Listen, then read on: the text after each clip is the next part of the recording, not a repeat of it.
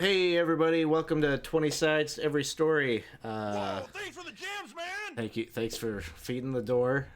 Thanks for the gems. I gotta reset this real quick. So tonight we are playing The Lost City. Thank you for the woo. Thanks for the subscription. Tonight what we're playing is actually one of our games that we play as a thank you to the people who support the channel with their Twitch subs and their supporting the Patreon and such. So thank you players for supporting. This is kind of the thing that we have that's a very open game. It's easy to get in. Typically, I'll post the links to sign up for this community campaign on our Patreon page so the patrons can sign up first. And then when we've got open seats on the bench, we will send out messages to the Twitch subscribers to get in on it, or we'll post it in our Discord server. So it's a good reason to join that too. And then if we can't fill it with all those people for this game, I was posting it basically everywhere to see if we could find some new folks. So come and join the Discord. You'll get signed up for games like this, but we've got all sorts of stuff going on the channel outside of just the subscriber game. We've got, I guess, what we are calling 20 Sides Con. I think that's what we've landed on. It's not Gary Con, it's 20 Sides Con. So there's going to be signups to play some D&D 5th edition. Casey, you're looking for people to play in some of your games. Oh yeah, I'm always recruiting for stuff, but we're gonna do the Curse of Strahd rush in the morning. So we'll have a game each morning doing different areas of Curse of Strahd. And I've got room for the Weird Wild West. Got some Wild West. We've got Cthulhu, Call of Cthulhu, that Paul's going to be running, and Saltmarsh, so another 5e. And then I've got a DCC funnel that we'll be running, and then we're going to do a trivia night. I don't know if I've said too much about that, but we've got this cool, we'll see, it might be a disaster, but I've set something up, and I think it will be kind of fun to do a little trivia thing. And I was going to hold up the thing that we're going to raffle off. So the winner of the trivia night will get a 20 Sides dice box. I don't know. Ooh. Ed, Casey, you might have one near you. I don't know. Mine's over here somewhere. So I've got one. That'll be the top prize. I haven't figured out what the runner-up prizes are, but that'll be... Yeah, oh, okay, Cliff's got one, yeah. So that'll be fun. So we'll give away some stuff, and then I'm sure I think the child might have stolen it. I'm sure we'll all end up in Gen 2 after that on the Saturday night. So that's going to be... Those are some games that will be happening March, I want to say 25th, 26th, 27th, and 28th. So at kind of end of the month, we'll be doing 20 Sides Con. Yeah, so there's lots of reasons for you to join our Discord. We'd love to have you. So come hang out with us in between the games. This weekend, we've got a few things happening. Tomorrow morning, we've got the Oracle of War. One of our folks, Corey, has been running the Oracle of War, the Eberron AL campaign. It's really cool. Been having a lot of fun with that. So that'll be tomorrow morning at 9. Tomorrow night, Kingmaker comes back at 7. And Sunday, I think it's Cthulhu Week. It is Cthulhu Week. It is Cthulhu Week. So Call of Cthulhu at 6:30 on Sunday with Keeper, right? Keeper, Paul? That's what you call the game master in Call of Cthulhu. All right, so enough with the advertisements. I'm not from Canada. We are playing The Lost City, and just a recap of where we're currently at. We've spent a lot of time here in the Goblin Caves off to the west side of Lake Moldvay. The reason for that is currently there is sort of a war or an effort by the Synodicians, the people that are native to this area of the world that we're currently in, underground, are trying to reclaim their city from followers, cultists that worship a sort of an eldritch god, monster. Maybe we're not sure. We haven't seen him yet, but a creature known as Zargon, who demands a lot of living sacrifices and has kind of gripped, taken control of this city by through coercion, fear, and the cultists are kind of at the head of that effort.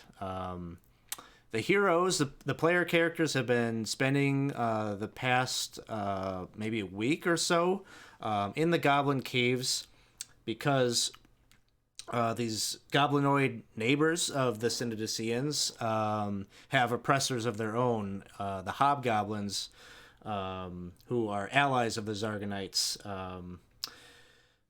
Would certainly back up the Zargonite cultists if they were left unopposed, and that is why the player characters have been kind of helping to maybe stoke the flames of revolt and help the goblinoids kind of rise up and take on the hobgoblins. And various missions have taken place that have allowed that effort to kind of carry forward. And so our story here tonight is that's underway. It's not completely finished, but the leadership of the hobgoblins has been taken out, and a very powerful necromancer that kind of worked with the hobgoblins, a hobgoblin necromancer that was raising the fallen, has been taken care of. So the goblinoids basically have this taken care of, and it's now time to turn attention to what's happening in the city itself. So, but before we get into the adventure here, we always like to do a little quick kind of check-in introductions of our characters who are going to be playing here with us tonight. So we'll just go around the virtual table here. I don't really have a great question prepared, but you tell us what you want to say about your character. Give us name, class, race. And I don't know, why don't you tell us, so really, most of our characters, we got some characters like Pusto, native to the Lost City, Professor, also native to this area, so you're probably looking forward to the war being over for kind of more personal reasons, but the other characters were waylaid here as a part of a caravan. They're really trying to help out the Synodicians so that they can get resupplied and carry on and go home or go wherever home or their next destination would be. So maybe for your role play question, tell us what your character is kind of looking forward to after all this business down here in Synodicea is over. And let us start first. We're gonna situate this so that Alex playing Letha here can go last because you've been away for a little while. So we'll start with Murray Britt Germain. Hello, I'm Isaac. I play Murray Britt Germain. He is a rogue, Goliath rogue, and he's found a bit of himself down here, surprisingly. Really, he was just on his way home. And he really wasn't even looking forward to that. He was out with his so-called buddies. He was trying to manage them, get them going in entertainment and such, but they decided they didn't need him. They abandoned him, those bastards. And they kind of got what was coming for them. How dare they leave me with the chick at our restaurant. So anyway, now I'm here. I've met a lot of friends along the way, and definitely, even don't tell Professor, but even like father figures a bit, and I'm really enjoying myself. And I really don't know what's in store for me when I get out of here, but I know now I am definitely not going to go home to see mom. Oh, was that on the docket? Yeah, I was just going to go home. Yeah, and I don't like my. She's not very nice to me. If you remember, yeah, she would make me give my dinner to my buddies whenever they visited, and I was kind of left. I had to go to my room while they hung out with my mom, and I don't know what really was going on, but I don't. I didn't like it, and I still don't. And yeah, I'm not going to my mom anymore. I know that. I'm becoming a man. Okay, a man. Absolutely. Thank you, Marie Jermaine. You're welcome. Thank you. Uh, next up, we've got Professor. I am the professor. I am a professor of linguistics, but primarily am a Sadecian wizard who performs the act of swordplay over spellcasting in the most basic sense of the terms. Oh. What? Oh, yeah. Sorry, it's a little cramped up here. There's kind of 2 other people here other than myself, so sometimes it gets confusing, and they like to bicker a lot for some apparent reason. I don't know. I thought they got along very well in the olden times, but we're all kind of dead on the inside. I mean, both physically and mentally. So, Hey, you speak for yourself, okay? I don't know. Last time I saw your body, it was also underground. So, is that? That's Professor. So, Professor, Professor has a lot of personalities on board. One of which is this character here, Ariga Cirkinos. I guess at this point, former lead Magi of the Magi of Usamagaris, one of the 3 clans, or one of the 3 major religions, Zargonite followers notwithstanding. But it would seem that there is some prophecy that Professor is kind of tied up in, or more or less his son, actually, who died some time ago in a conflict with the Zargonites. But then Professor had basically carried the spirit of his son along with him, but then he died, and so we had need for a third ritual, and Ariga kind of made that sacrifice. Now there's like 3 personalities, and they're trying to see this prophecy fulfilled of being the one to kill Zargon. So You know what they say? 3 Magi are better than 1 wizard. no one has ever said this. I just did. So that's Professor. Next up, we have a newer member of the adventuring party, but has made a mark, I would say. It's Pusto. I'm Ed. I play the Super Eye General Pusto of the Goblin Tribe. Retired because there's a new queen now, and she said I'm not the general, and so I think that's kind of crap. But I'm still general, just retired now. And that's why I'm going along with all these guys to do the adventure stuff, which I think is pretty okay. Let me be like a hero. That's pretty good. So that's what I'm doing. And then when all that is over and the war's done, maybe I'll go with them, because I'm not the general here. I could be general somewhere else maybe. That's Pusto. Next up, we've got Tripper, who we haven't seen for some time. I don't know. Tripper, maybe, I don't know. What have you been up to this past while? So hi, I'm Casey. I'm playing Tripper the Kobold, and I have with me Trigger the Wonder Mule. The Tripper is a merchant, a extraordinarily minded transporter and logistician. So I think he's just been, working with the Synodicians to make sure food gets distributed, equipment gets moved around. He stays far from any battle or front line, but it seems that he's sort of wrong place, right time, and is now caught up in a bit more of it. And he's got his little placard that he wears around that says, go boldly with the most koboldly cart. He's got it on the back, come to an affordable accord with the kobold to haul your hoard. All these signs and placements, and finally it sort of fell apart where oh, danger. So that's Tripper. All right. Next up, we have Halibut. Halibut Frostbeard.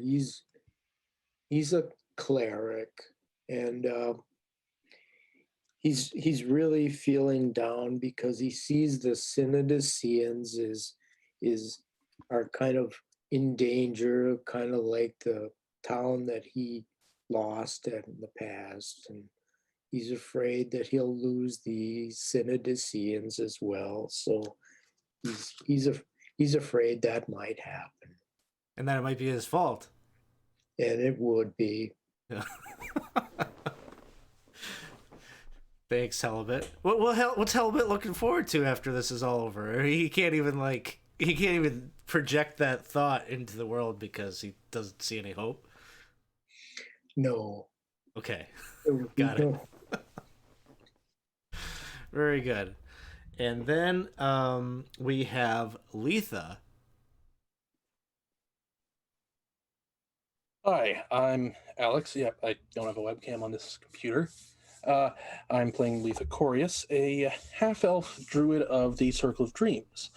So previously she was part of the expedition team to the Isle of Dread, and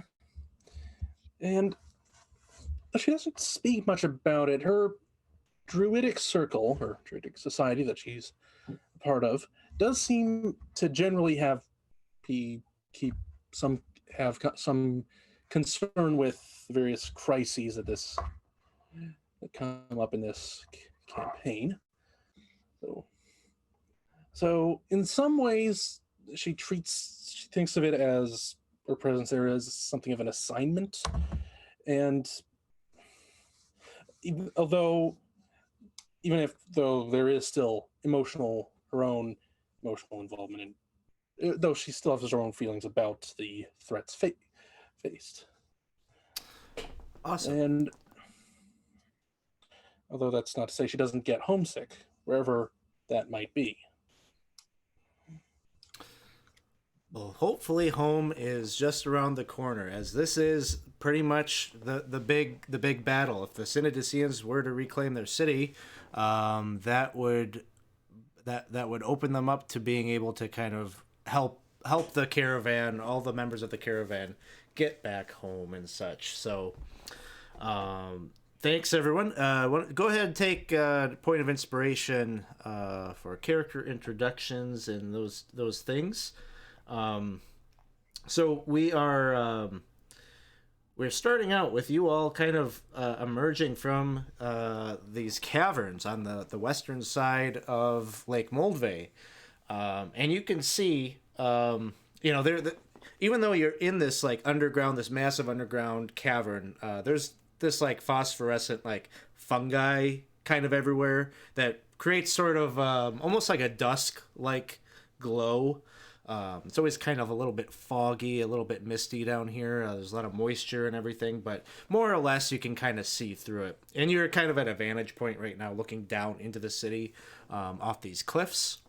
The other thing to note is probably the city itself is kind of lit up, because what the Synodicians do is they post up these pillars and they grow some of this illuminated fungus directly on these posts, kind of giving the city streets sort of the look of like a metropolis with light lamp posts and such. So the streets are well lit, and as you're looking down, you can kind of hear the sounds of battle, because the Synodicians have been dealing with the Zargonite followers themselves simultaneously, as everything has been happening here in the Goblin Caves. And you can see off to the north, where there's a large cavern over that way. You can see that on your map marked S. You all have never been through there yourselves, but that cavern leads up to the pyramid. You all got down here a different path through this kind of anthill hive that's in the wall. So you kind of came down a back passageway, but it looks like, from your vantage point, the warrior maidens of Matarua are riding these giant ants, and they've got spears and swords in hand, and it looks like they're making like a push towards that cavern. And it seems that they're even like slaying some cultists and hobgoblins that are coming from that cavern. Likely some of the holdover, you all got kind of flushed out of the pyramid originally because a big force of hobgoblins went up there.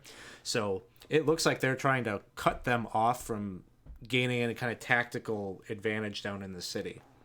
Meanwhile, you can also see a number of the rainbow-colored robed magi. It seems to have kind of taken the intersection right at J, the intersection of the two main streets of Synodicea. And it seems that they've got different wards and such up that are trying to control kind of that central highway between many of the different areas of Synodicea. And from there, you can also see the Brotherhood of Gorm, the followers of Gorm that wear the golden mask of their deity, a stern-looking bearded man, are kind of very methodically going throughout the city and slaying zombies in a very probably a very slow pace, but a very methodical one that ensures that they are not put in too much harm. And so there's just kind of this big battle that is happening. You can see it looks like these different factions, they have their own history and squabbles with each other, but for the most part they're kind of keeping to themselves but working in concert. It looks like they seem to have managed in some ways to cooperate. And so as you begin making your way towards the city to see if you can lend maybe some assistance, you come down through, it looks like kind of the southern area has primarily been under control. You don't see a lot of fighting that way. But you do see there's like a park over this way. And it's a park of like different like statues of probably great people from Synodicea, and sort of very cultivated, each of them with like different types of fungus and such, like chia pets and things like that. Like they got fungus growing on top of their head to make it look like hair and clothing and all sorts of things like that. But in the park, you see the leader of the Brotherhood of Gorm. His name is Canadius, and he looks like this. He wears a suited chainmail and has his own kind of custom mask of Gorm that is on a hinge that he can bring the visor up and down. And it looks like he is kind of set up sort of like a camp inside the park with tables and maps, and you can see that there seem to be couriers coming back and forth relaying messages from the battleground to him. And it seems like this is some kind of staging HQ that he has set up. So I'll pass it off to you as you're kind of approaching, or you're maybe thinking about what you want to do precisely, but you see him up ahead. Oi, Professor, I've been having a bit of a think.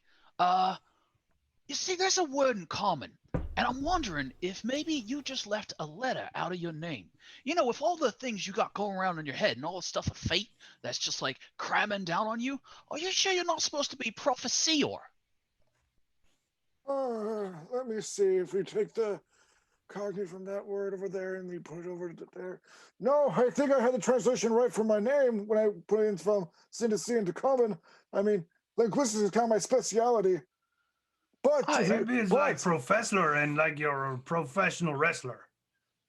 Not exactly. But you didn't make an excellent point there, Chipper. If you go from the Draconic root word for teacher, that's where you may have got that interpretation from.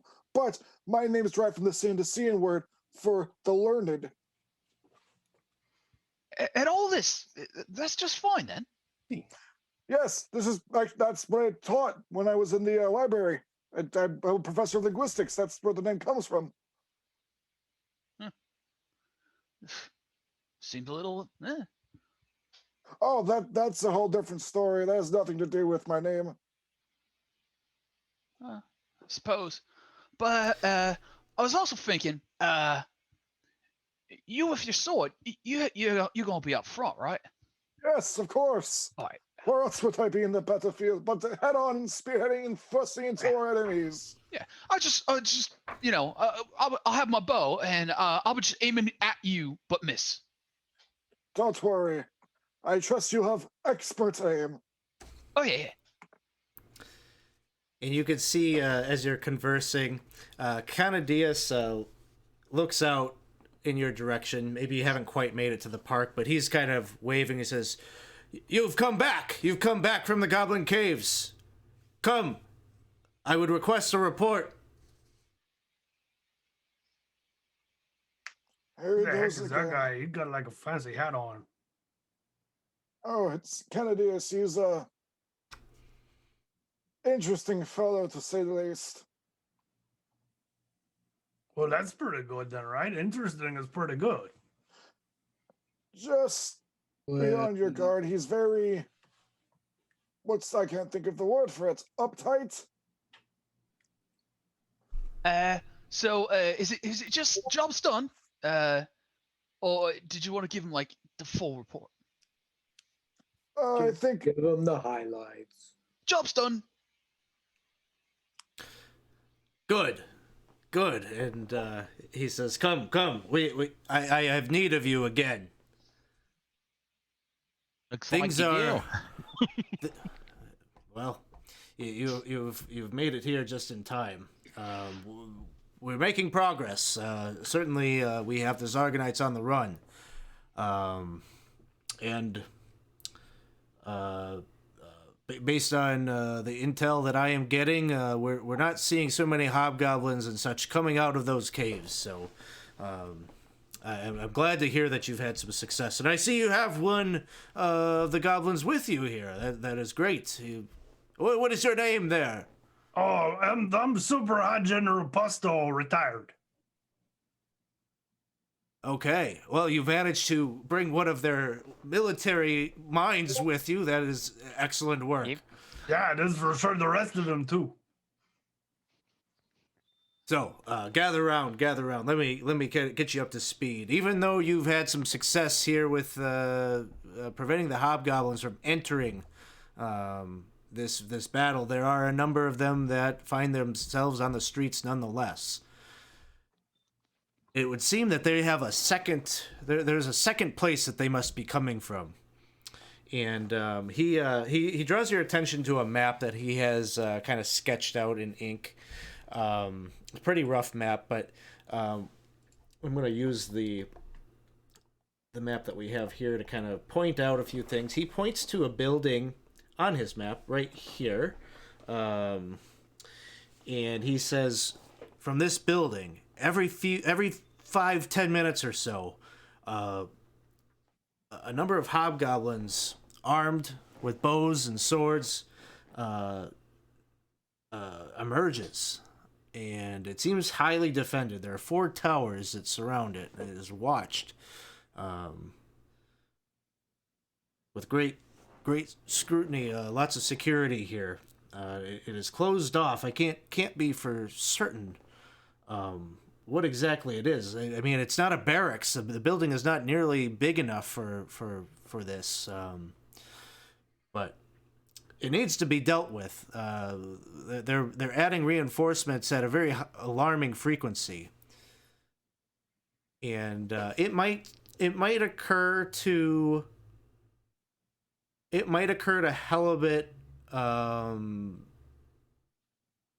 Britt, or Murray, and Professor, because you did see a map that the Hobgoblin War Chief had, and it seemed to indicate that there were some underground caverns deeper than this cavern that they were mining and doing all sorts of things there, and so it could be that there's some kind of underground shaft or something at this location, based on the maps that you saw, the charts that you saw from the warlord. Probably And, a tunnel, maybe. Maybe that's how they get in there. That could be. Well, it seems even if it's not a barracks, there must be something significant there. I don't like emerging. It sounds bad. So like we gotta stop the emerging. No more emerging. If it is a tunnel, then that would be simple and much simpler to deal with.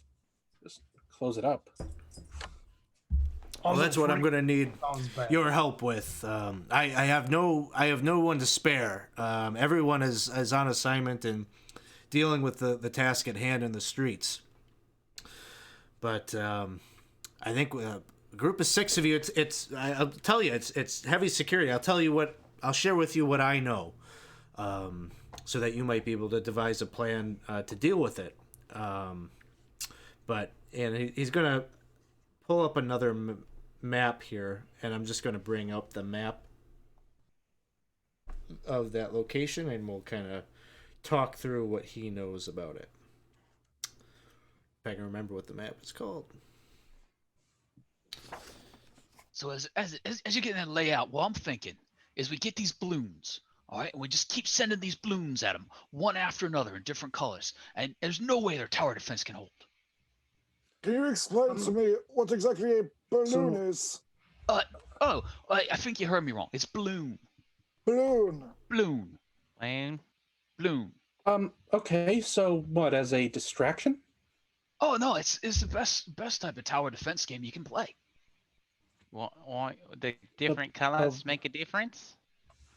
Oh yeah, man. Like different colors are totally different though. Well, what do you Like, mean, some of them Super are- High General? What do you did you used to use different colors when you fought? Like, Oh, I know all about colors. Yeah. What's your favorite color? Are you trying to trick me? Because Here. you can't trick me. I'm really smart. Here's my sleeve. Just point to which color looks the most fancy to you. And he wears a rainbow colored robe. No, listen. We gotta focus on the important stuff. I know, but he's pulling out the documents. I just wanted to know what the different colors did. That's all. It seems the rest of it seems fun, but the different colors, was there like the red one was an explodey balloon? Was the blue one, was it an icy balloon? Like, what are the difference between them? I yeah, figured that's that would for be a sure. trade secret. You That's can all right, tell though. me. We're all in this together. So Canadius pulls this map out, and he tells you that each of those towers is 30 feet tall or so, and each one has 2 hobgoblins in it, with presumably longbows, and they kind of watch the perimeter. This is the building itself is about 30 feet tall. And on the top, it's kind of got a crenellated ridge around the outside, where he's spotted between 4 to 8 hobgoblins at any time. Sometimes can be seen on top of that building, and it seems that the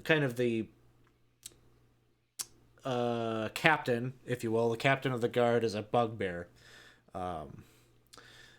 There is a wooden gate that is the front entrance. It is presumably barred on the other side, and so entranceway that way would be quite difficult without having some way for the other side to open it. But he also suspects there are scouts have seen that there must be an entranceway from the top of the building where the guards come and go and switch out during the changing the guard or whatever. They're like he said, maybe every like 5 to 10 minutes. It's not so regimented that it's timed exactly, but between that time, it seems there's a pretty steady group of about 8 to 12 hobgoblins that will emerge from there.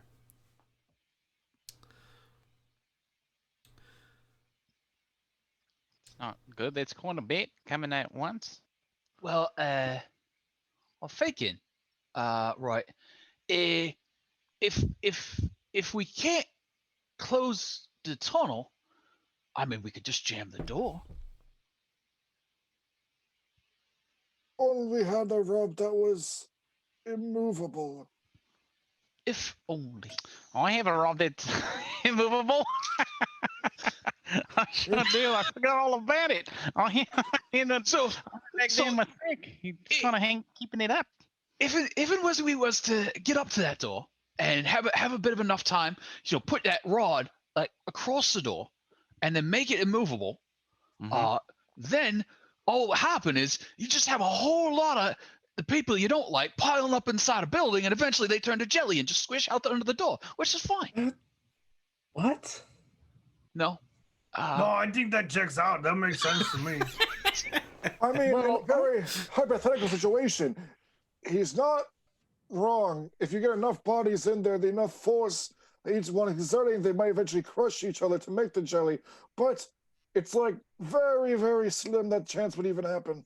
Well, even if that don't, that'll give us time to deal with the towers, and then we can decide whether we want to unbar the door. So, like, we got to get on top of the building? Is that what he said? Well, I mean, I was thinking well, that's right. Synodicians aren't big on wagons. Are there any wagon vehicle style carts that we could, use as hats to make an approach without being like peppered full of arrows? Not immediately here. But if you wanted to wade into the city, you might be able to acquire such a thing. However, doing so means you might find yourself in conflict with other such things that'll slow you down. If he wants, I can send Booker Sebastian Bashir Jr. the Third Esquire to have a look around the area immediately, not too far away. See, there's even a cart to be found. Yeah, seen that damn owl. Well, it's fine. I'm gonna send out my familiar to have a little scout around Sure. the vicinity of the buildings to have a look in case there's a cart. Yeah, why don't you give me a perception check through your familiar's It stats. relies on sight.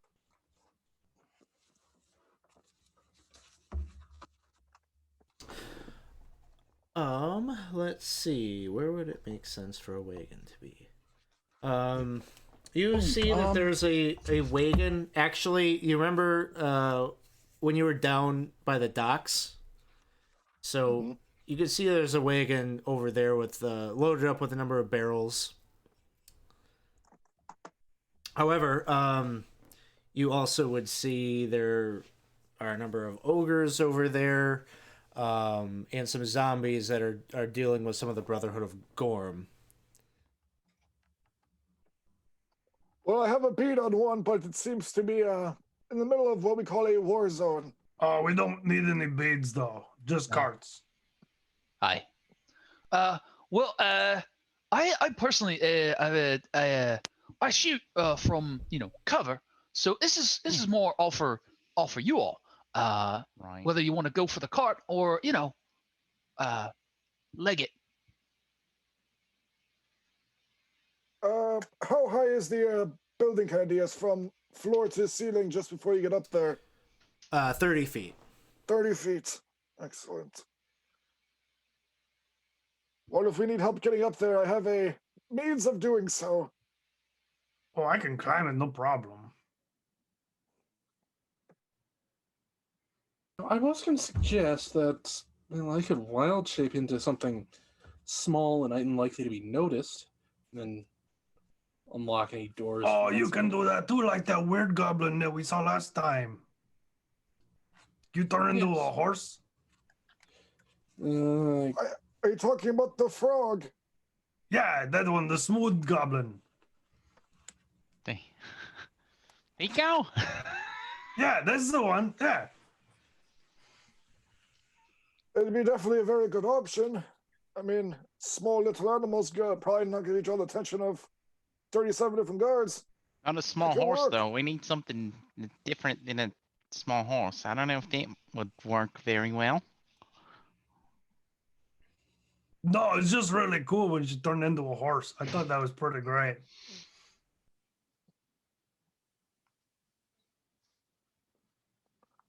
I don't know how to turn into a horse.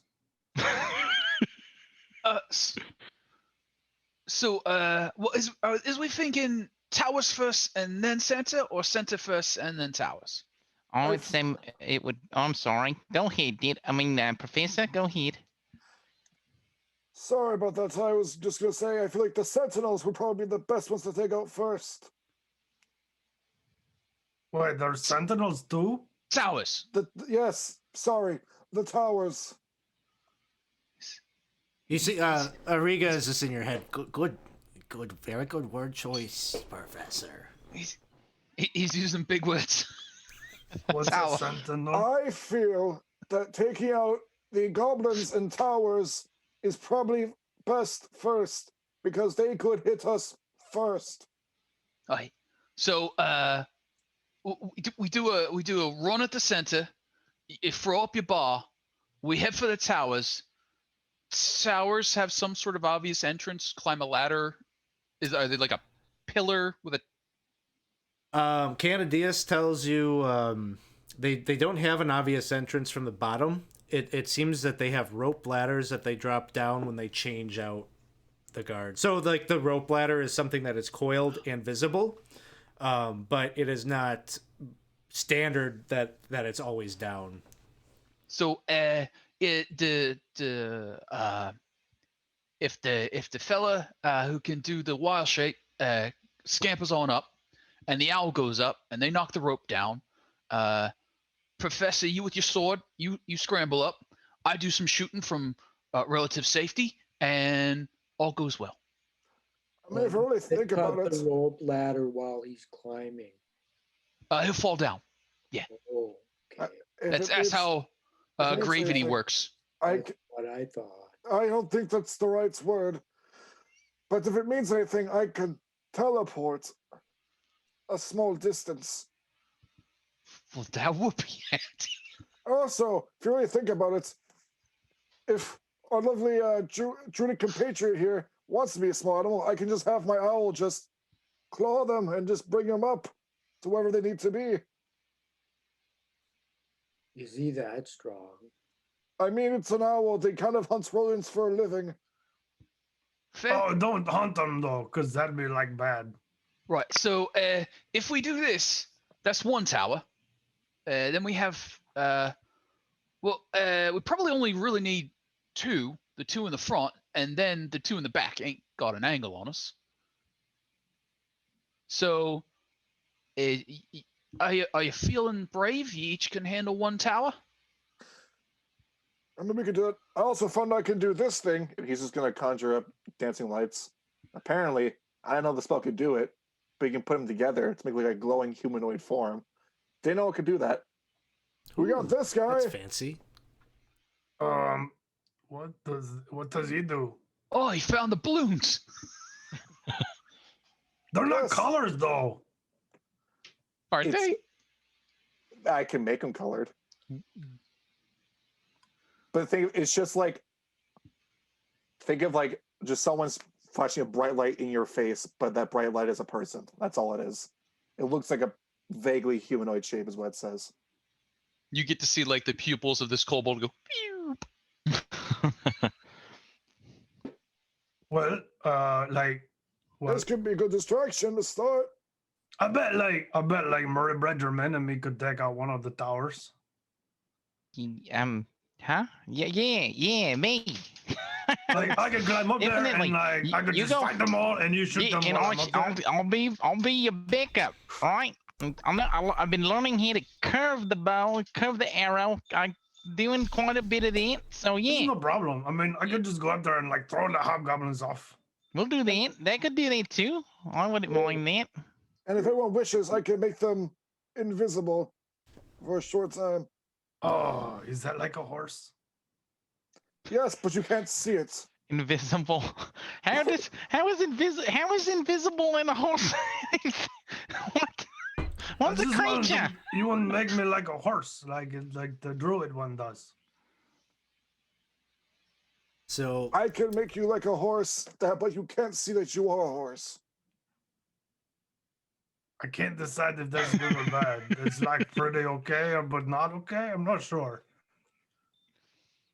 So we got Murray, Britt, Jermaine, and Pusto are going to try to take out one of the towers. Which tower would you two be maybe going towards? I don't really know. We do any of them, no problem. We want southwest and northwest, because those are the ones that has cover on the door. Right. No preference. Well, like if Tripper, if you were like as strong and good as me, which one would you go to?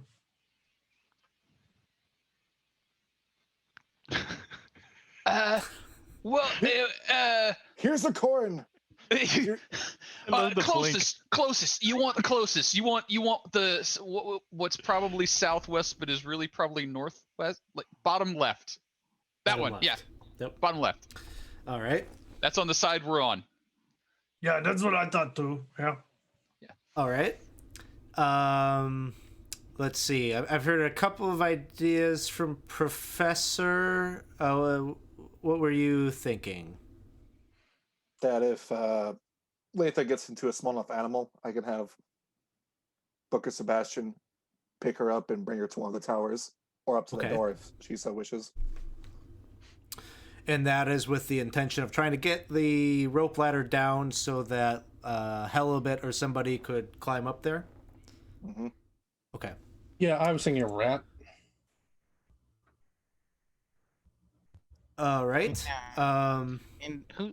I have that ball. Does anyone want to take it, or should I just kind of hold on to it for a bit? Was it anyone else going to be on the ground? I'm going to be on the ground. Well, Hallie, maybe you should take it. What do you want me to take? It's a rod, and apparently you push a button and it doesn't move. I tried it. It was fun. Never mind. I'll talk about it later.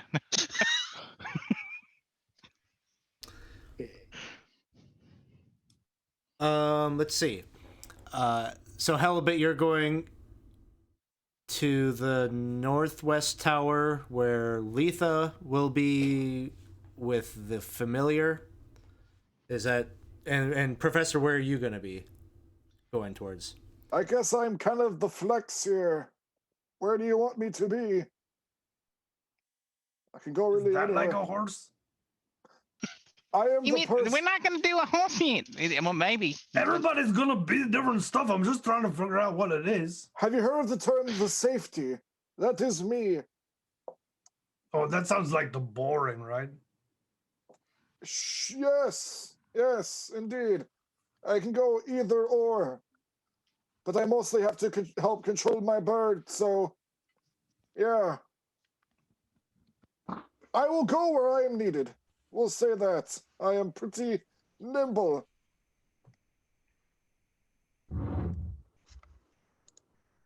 Right. Hmm. I'll go to the North Tower. North Tower. All right. I like this coordinated attack. We've said a number of things we're going to do, but not when we're going to do it. And I think it's going to work really well. And Tripper, where were you gonna be? So Tripper's gonna try and hug the wall of that E-shaped building and kind of stay hidden back there until they all dive in, and then he's going to press himself up against the tower and try and stay hidden and back out, shoot, and then press against the tower until it's time to go to the big one. So on the floor near the down left one.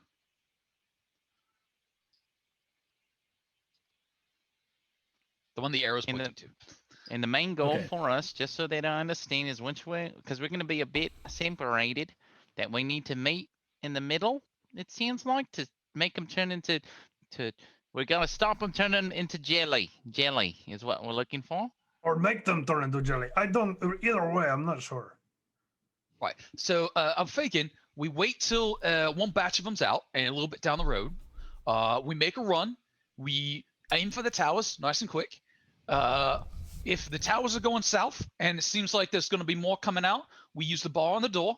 And once we have the towers, we're going to try and go in the door. And now we'll have time to work on the door if it's locked, or to cram our little weasel friend under the door so they can open it from the inside.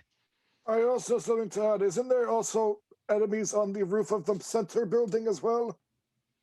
Yes. I think Kennedy has also made mention that there may be a way in the building through that roof. Right. And once we have the towers, we'll have vantage on them so we can shoot down. Just so y'all understand, the towers are the same height as the building. We'll have eye-to-eye contact with them so we can stare at them as we shoot them down. We are on the even grounds. Good, because if they have the high ground, it's all over. Yeah. All right. So I think we're pretty evenly split. Like I've got Tripper, Pusto, and Murray. 3 of you. Your focus is going to be on the southwest tower. Halibut, Professor, and Letha. The northwest tower is going to be your primary focus.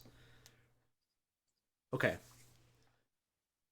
So, in your approach, the way these hobgoblins on the towers operate is they do have a little bit of a patrol where they're kind of checking all sides. So, if you could be stealthy, if you could do well on a stealth check, you could potentially get closer before they notice you. So I think that is how we're going to handle like how far away you are before any type of action starts happening. Yeah, I guess the other question is, as you're approaching, Letha, you are shapeshifted. Is that correct? Yes. Okay. And ready to have the familiar drop you in. So let's have, unless anybody has a problem with that stealth check, we could have everyone do a stealth check, and depending on how that goes will determine how close you get.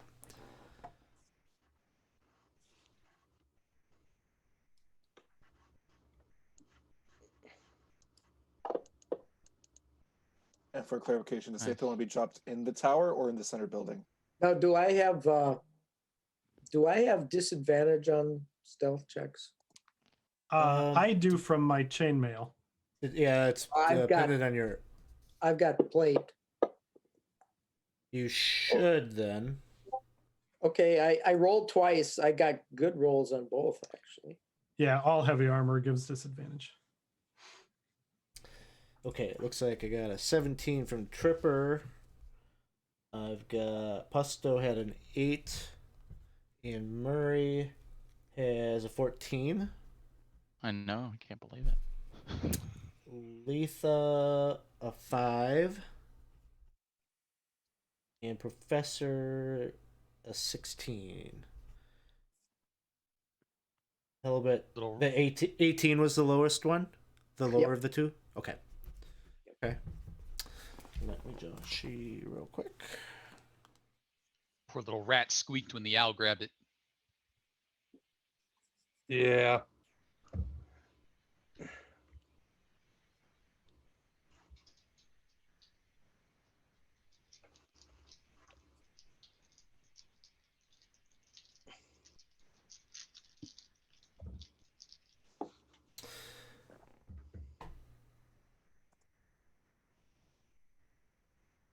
Okay, so Tripper, Pusto, and Murray.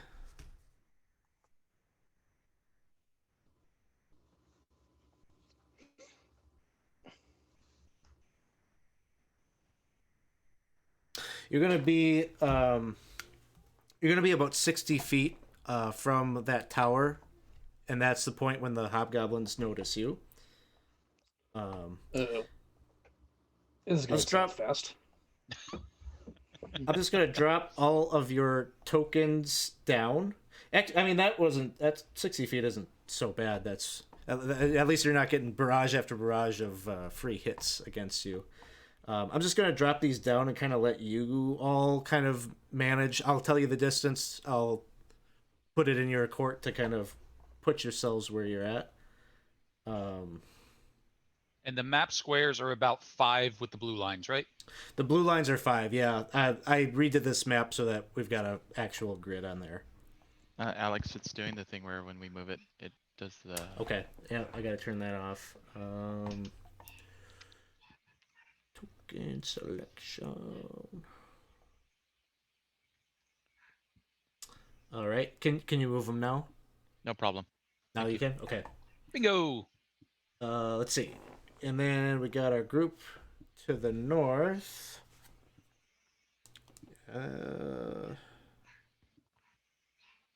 You might be in the same situation. Yeah, group to the north, same thing.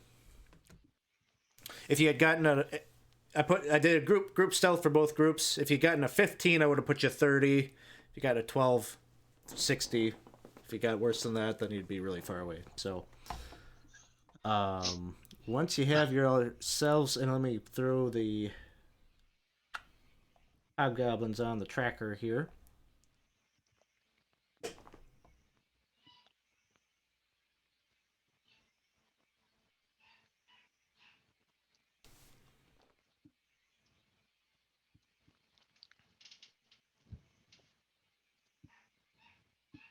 Oh, what's with all that green?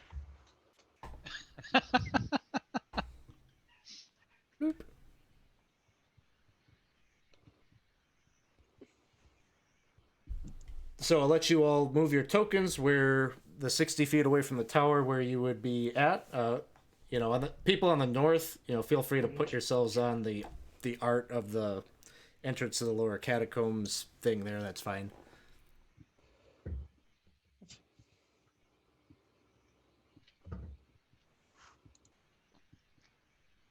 So each block is 10 squares, and each block is 10 feet. Each blue square is 5 feet. I see. Right.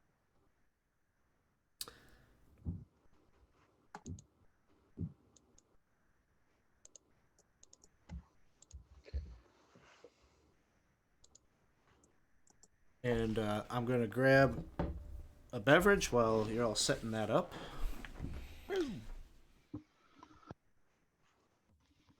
That seems like a good idea.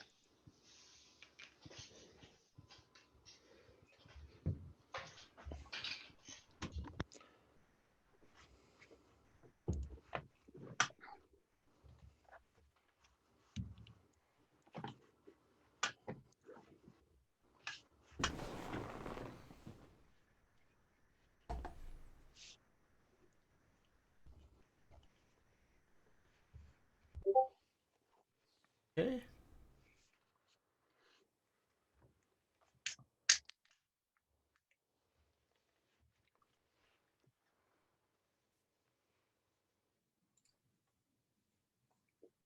Everyone good with where they're at? Yep. Just to double check, Letha, did you want to be up by the north tower? Oh, yeah. With Professor and the Familiar? Okay. So I'm gonna hit initiative here, and we'll get right into the action. So first up, you hear basically the hobgoblins. One of them grabs a horn and blows it, and that's kind of where initiative gets rolled. You realize you've been spotted right where you're standing, and Pusto, you are up first. Oh man, I want that horn. I'm gonna dash.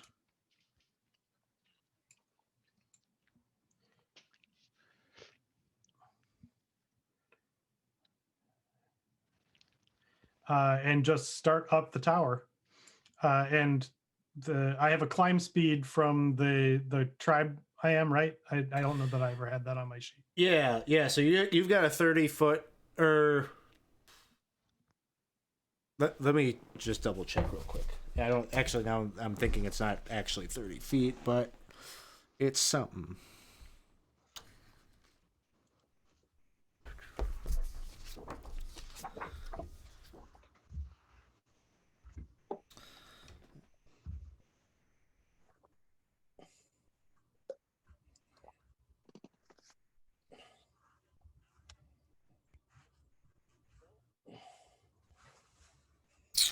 $20 feet. Okay. So 60 feet to the tower, and then I'm going to be ready to climb. Sounds good. Next up, Halibut. Halibut's gonna move.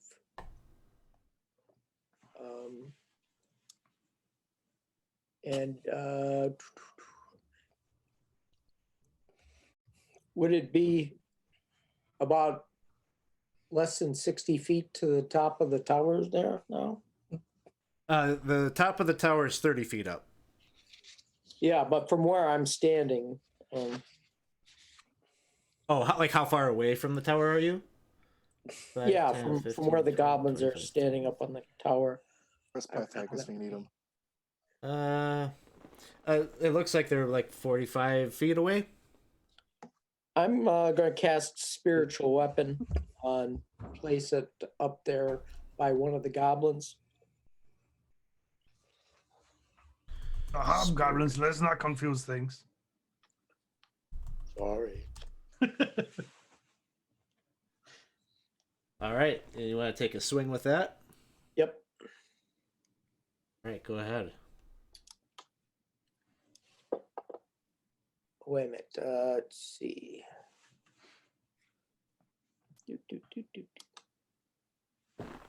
I just dropped the token out there. Feel free to position it by whichever one you want. That's fine. Where it is. Let's see. Spiritual Weapon.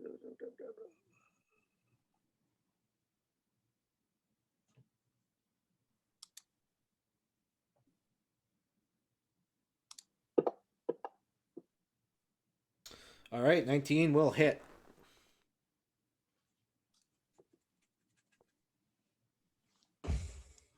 And 6 points of damage. He's not looking too good as you crack him over his skull with that spiritual weapon. Anything else, Halibut? No, I think that'll be it. The bugbear on the wall. You can see him just calling out, defend the towers, defend the towers. He's pointing over the direction where Halibut is. It seems like he's directing the other hobgoblins on the wall to direct their attacks in that direction. Professor, it is your turn. For my turn, I'm going to move up a little closer next to Halibut. I'm going to look at the hobgoblin that he just struck, and I'm going to pull out my tiny little bell and go ding-a-ling-a-ding and cast Toll the Dead on them.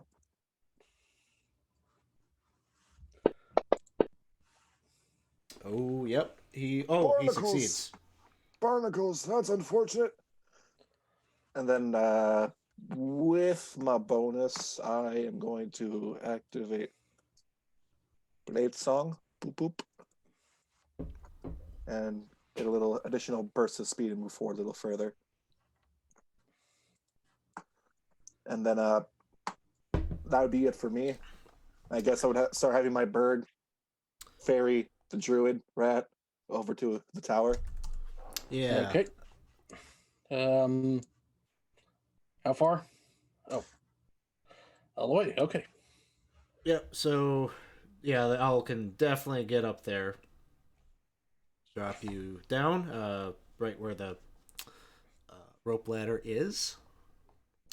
And then it is Murray Britt Jermaine's turn. Thank you, Mary Brett Jermaine. Very nice. I was going to go ahead and take a little pot shot at the hobgoblin closest before I decide to run forward. So I'm gonna with a little skip and I'm gonna go and send out an arrow. 2 on this short stick.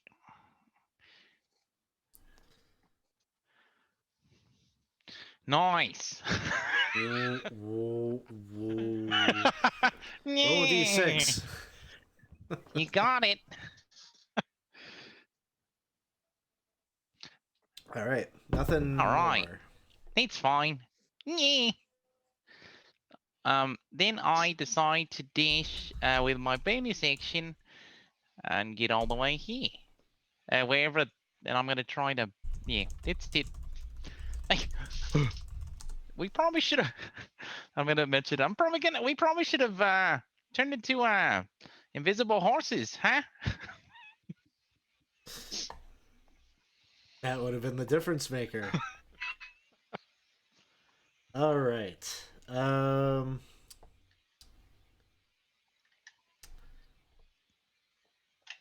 Hobgoblin 1. How did I set these guys up? Well, Hobgoblin 1. Some of these are not going to be able to see you. Any of the ones on the back side there. So that's the case for 1. All right. I gotta turn a setting on, or I'm gonna go nuts with this battle. I need auto center on. Yes. Okay. All right. Number 10 is also in the tower. It cannot see the group. 11 is on the wall, or on the building, and going to take a shot at Halibut.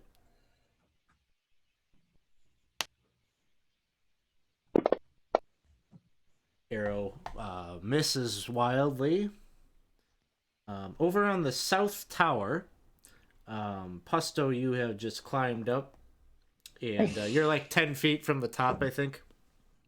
I had to like move that. my full speed and dash to get to the tower because we were 60 feet out. So I haven't actually started climbing yet. Okay, you're at the bottom there. Yeah, you said we were 60 feet from the tower, right? Yeah. Yeah. So yeah, that was my full move to get there. Hobgoblin 12, longbow in hand, is just like looking. It's going to be kind of a little bit of an awkward shot, but looking down and just dropping an arrow straight down from the top.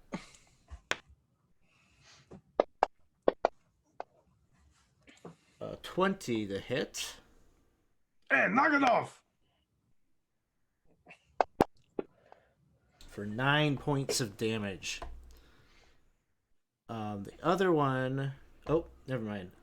Over on the wall, or over on the building. Another one. Taking a shot at Halibut. That one also misses wildly.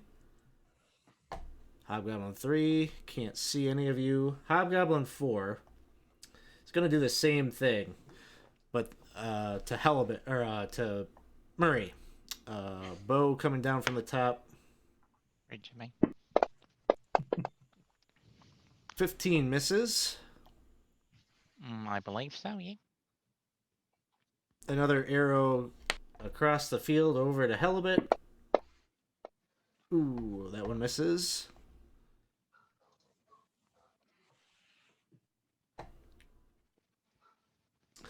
Hobgoblin 6. Remind me, Letha, what type of animal are you? You're like a toad? I think I said a rat. A rat, okay.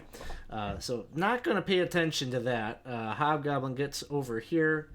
Is right in front of the rope ladder, however. And going to take a shot down. Sees Professor are going to try to take a shot at him. And a 21, I would imagine, with all the nonsense that's going on with you. Does that miss? I'll take the hit. Oh, okay. I'll take it. It's 8 points of damage. Hobgoblin 7 moves over here. Was just hit with that spiritual weapon. Going to try to take a shot at Halibut. Gets a nat 1. And I rolled a 3, so I'm fine.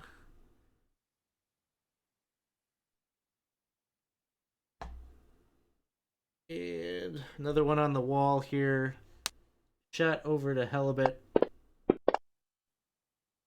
This one, a 22, misses.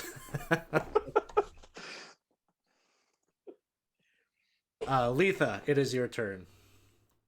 All right, I will drop Wild Shape, and then draw my scimitar and take a swing at Hobgoblin 6.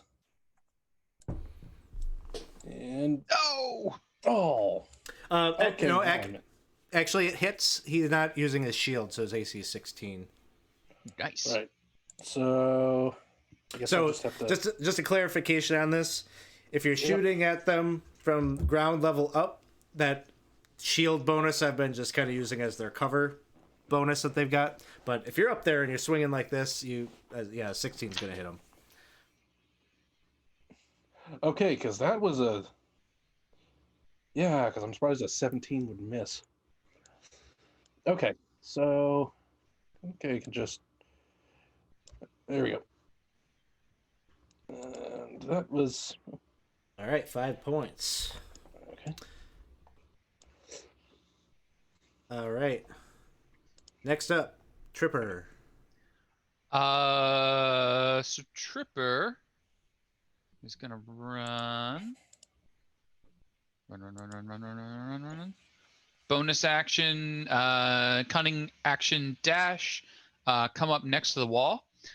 Takes his bow, draws it, and aims for his good friend Pusto, waiting for Pusto to hit the top, and then he's going to shoot at Pusto and miss, and hopefully hit the Hobgoblin. So held action, wait for Pusto to hit the top of the wall. You might know that I can't climb that far in a round. I might know that, but I believe in you. Okay. I believe in you. So I'm waiting for Pusto to hit the top of the wall. Okay. Or one should say, get within 5 feet of Hobgoblin 12. More specifically. Sounds good. All right. We're back to the top. Pusto. All right. Well, I guess I got my marching orders then. So I'm going to climb up there. And I'll go ahead and dash to go all the way up. All right. That will hit Tripper's condition. And I have 10 feet of movement left. Woo! I hit this button. I take this thing, and I drag it over here. That's not working. What did I do wrong?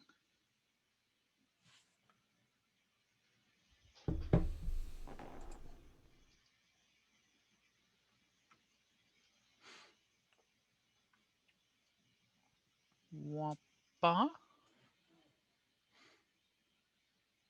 Ah, Oh. nope. Whee! Well, the good news is you didn't hit Pusto. Exactly. Then I'm according going plan. to use my nimble escape and disengage and climb back down and see if I can get some cover.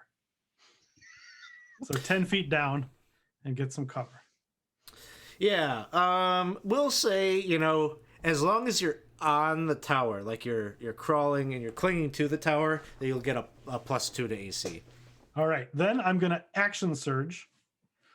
And I'm going to turn around upside down, and my chainmail is going to flop over, exposing my ass where I have inscribed the stone rune. And I'm going to try to lull this hobgoblin into a stupor while he's staring at my ass. Oh. Wow. That's what's going to happen. Do you need me to? Oh, I thought I had him targeted. I guess I didn't. So Hobgoblin 12 needs to make a wisdom save. I can probably Wisdom make him do that. save. Oh. Oh, he's not charmed. It's like, I got my target just a little bit. If you could, maybe kick with the foot and knock the rope ladder down. No? Okay.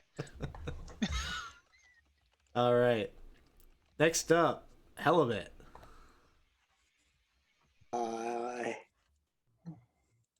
Helbet takes a bonus action to attack with the spiritual weapon again.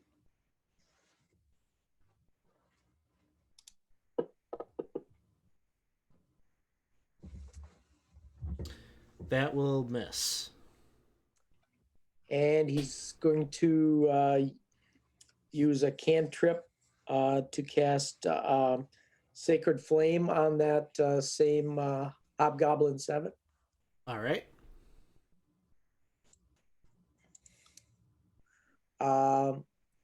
Make his dex throw save. Sure. Okay, he makes the save. Shoot. Wasn't able to do anything. Helibet's going to move up a little closer. All right. The bugbear on the wall is just screaming obscenities at his patrol, and he says, "Hit him! Hit the spellcaster! Hit him! You will all be offered up to Zargon as sacrifices if you let him get in here." And then it is Professor's turn. I'm gonna look towards Hobgoblin number 6, pull out the tiny little bell, and go ding-a-ling-a-ling. Hopefully that works. Ooh, you got him. He fails. And, ooh, he goes down. He drops and he falls out of the tower. Woo, woo, woo, splat. And with my 40 feet, I'm gonna get to this corner right here and just wait to start sprinting towards the front door. Sounds good. Murray Britt Jermaine, it is your turn. Is Murray Britt Jermaine hidden from the bugbear? Yeah, you can't see the bugbear, so unlikely he can see you. All right. Would you like me to roll a stealth anyway for that? Sure. All right.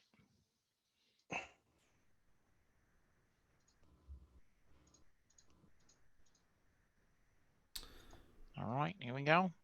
The number you need is 11. So you got it. Booyah, kasha. Somersault out. Somersault, somersault, somersault. Draw. Sneak attack.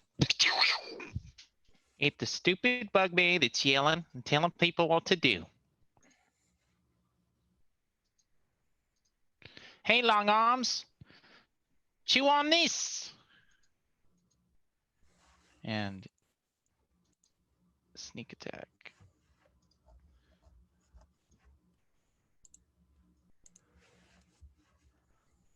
You got it.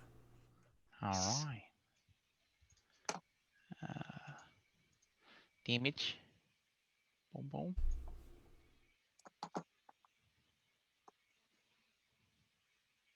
Your arrow sinks into his chest, breaking some of the links of his chain shirt, and he stumbles backward. You definitely caught him off guard.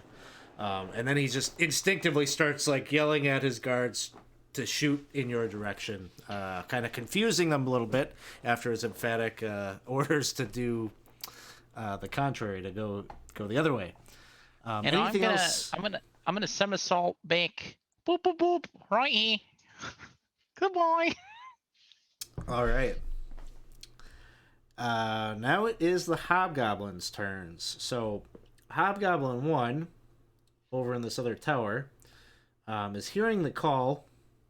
Can't see anyone. And really, I don't know, your characters probably don't know that this is happening, but just for the narration of what's going on, is dropping a rope ladder down. Hobgoblin 10 is making his way over there and climbing down. All right, Hobgoblin 11.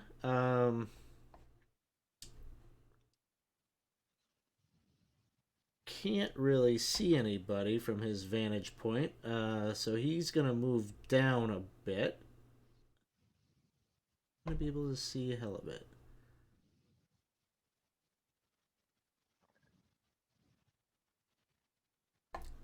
He's got line of sight on you, so he's gonna take a shot. Misses.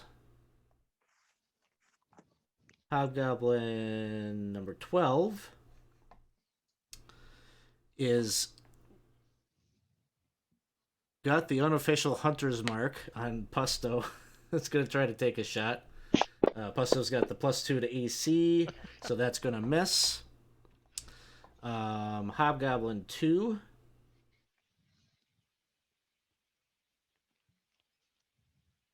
is sort of distracted, looking over in this direction over here. Just sort of squinting, trying to find the target that he was just directed to start focusing on. Over other tower southeast, they're doing the same thing, dropping the rope ladder down, and the other one is going to start climbing down. Hobgoblin 4 over here is also going to try to take a shot at Pusto. It's just, how do you not take that shot? Try to take that shot. Oh, my plan worked. It's great. The 20 hit with the +2 AC though. It does not. My AC. Oh, nice. Trying to picture what happened where it missed. It's like having a gust of wind spell. Just a little bit of cover from the tower. Oh. That was real close to my butt, though. Hobgoblin 7 sees Letha is up here.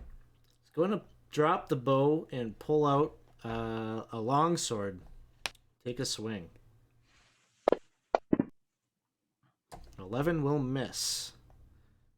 Hobgoblin 8 is the one that's climbing down the rope ladder. And Hobgoblin 9, looking over in this direction, does not see the target that his boss is screaming at him to shoot at. Letha, it is your turn. All right, I'm going to realize I can dual. I have been suitable for dual wielding, so first scimitar. Shit. It is a nat 1. Please roll a d6, and we'll see if anything more happens. 3. Just a miss. Okay, then using bonus action, Staff of Withering in the offhand. That was a. You said he had not pulled his shield out yet. Was only able to pull out the sword. Well, I guess I could have had him do that, but he didn't. So you hit.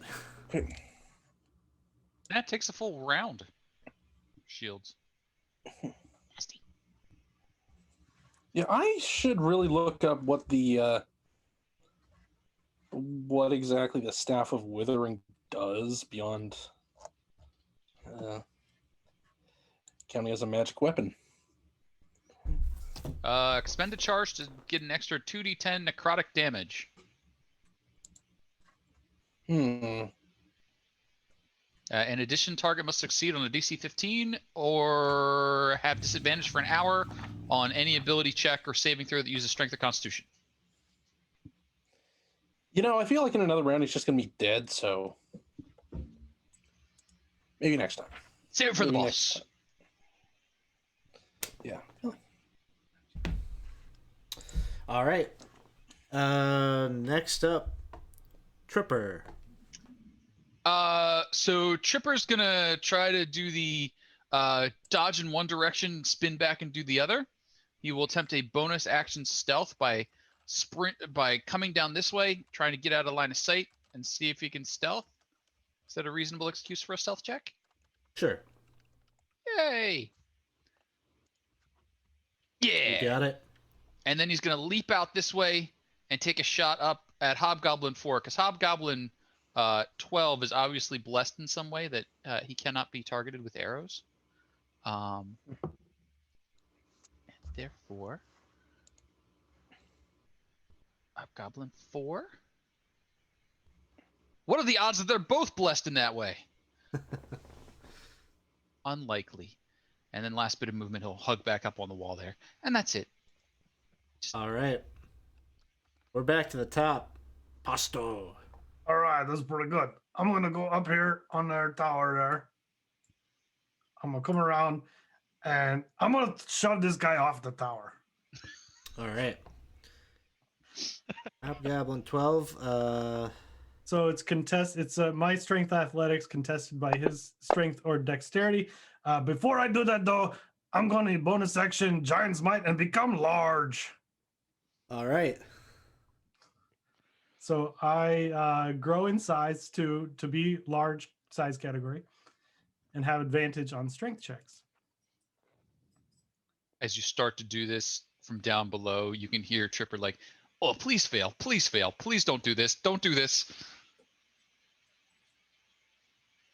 All right. You beat him.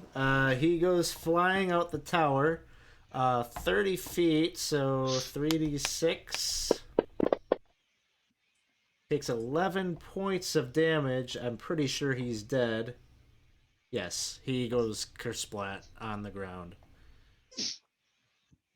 I look at the other one and say, "Okay, your turn."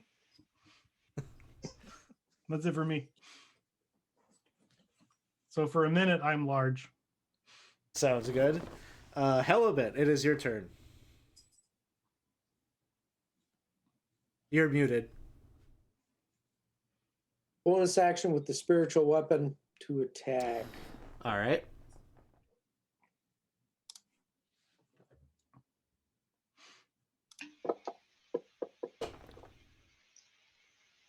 $13 isn't gonna do it.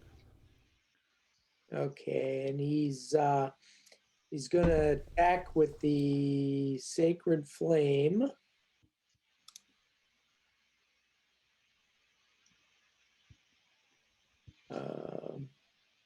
A dex saving throw. Oh, you want me to do it? Sure. Oh, you want me? I can. Yeah, if you want, you can drop him on there. You'll probably get quicker result. But 12, he misses, fails. So roll some damage. Nice. Oh, did I only roll one? Yeah, looks like you only rolled 1d8. So you're level what? It must not now, be so- scaled up for you yet.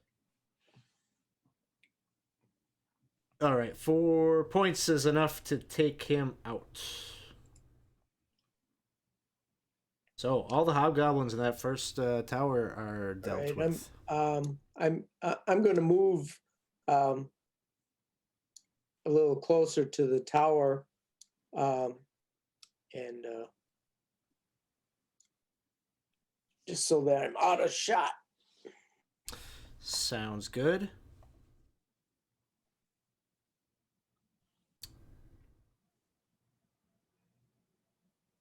Bugbear Chief is moving 5, 10, 15, 20, 25, 30. You see him kind of disappear off the wall. Looks like you just see him like move to like the north end, and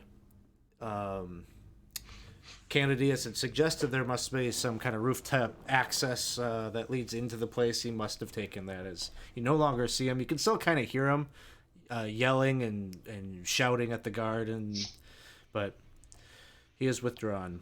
Professor, it is your turn. With my movement, I'm going to dash. I already counted out all the way to here. And I'm just going to look up at the top step and say, huh.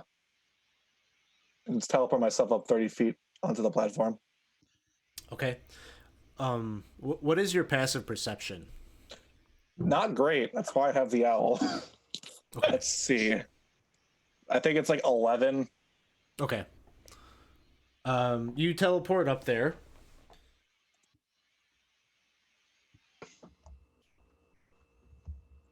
So I should be up here.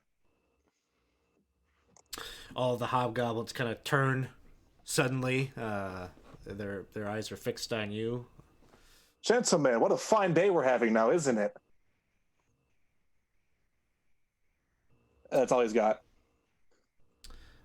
Murray. I have serious questions about this decision. Oh, don't worry. I have a plan. I always have a plan. All right, Brit Jermaine. All right, here we go. We are going to first scream, or more like a no, because a body just fell out of the sky. Oh, sorry. Don't hit me. It's horrible. He's going to then decide to somersault this way, then somersault back, and goes, ow, I really like your moves. And he's going to go ahead and try to do a stealth check too. Sure. You should try somersaulting. It helps, definitely. Sometimes. All right. Enough. All right. Pull back and shoot. Hey, Smelly, I smell you from here. Take Oh, this sorry, snake- that's me. No.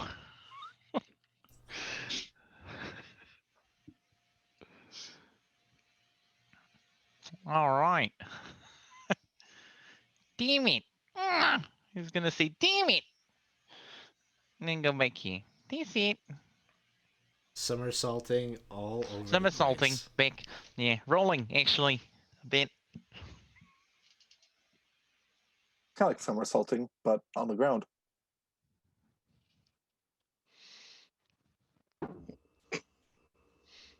All right. Hobgoblin gets to the base of the tower over here.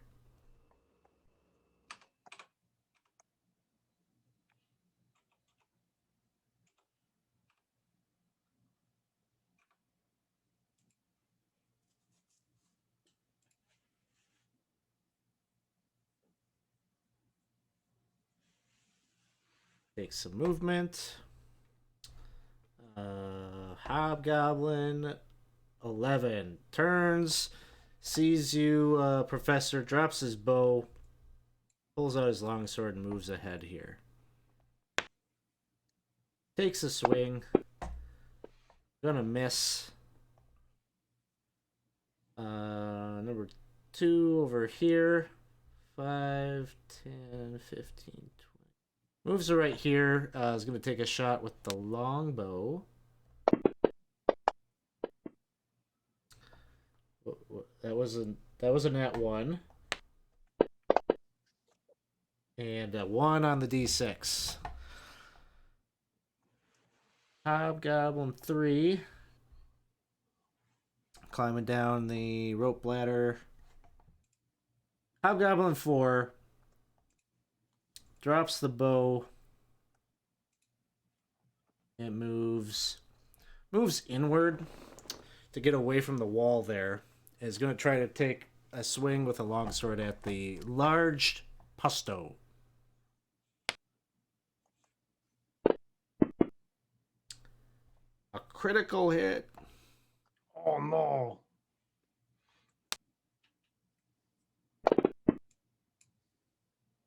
Eight points of damage. Hobgoblin 5 moves up, pulls out the longsword and takes a swing. Misses Professor.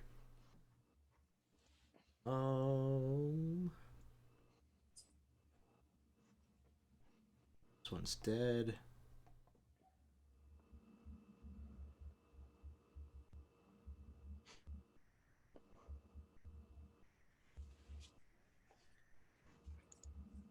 Runs over here. And we got one left, and that's number 9. Moves up. Taking a shot with the longbow. And a 16 is going to miss. Letha, it is your turn. All right, I will lower the rope ladder because that's the whole reason I came up here in the first place, and climb down.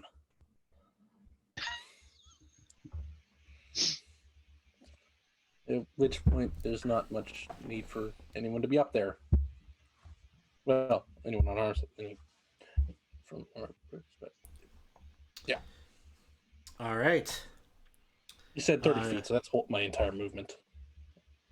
Plus action, I think. Assume. Tripper. So Tripper is going to try and start. Is this tower at all climbable without a climb speed? Not easily. You could do a strength athletics check to try to get up there, but it's going to be quite difficult. So I'm going to roll the strength athletics check. There's a very good chance I'm just going to be scrabbling helplessly at the wall here. Ooh. I was thinking an 18, so you got it. Okay. So he just plasters himself up there and starts like inching his way up using his chin and his tail, and will bonus action dash as necessary to try and get to the top. Yep, you got it. Okay. So he reaches the top, and then he draws his bow and looks across at Hobgoblin 4 and tries to fire, taking advantage of the pack tactics from Puesto, who is so awesome. Aim at Puesto and then intentionally try and miss. Come on. Don't get your Hobgoblin defense. Oh, that 20, that little wiggle. That You all lingering saw 20. that. Yeah. Little 20 wiggle. We all saw that wiggle. Oh, but it's still a hit. But Still a hit. yeah. We'll take what I get.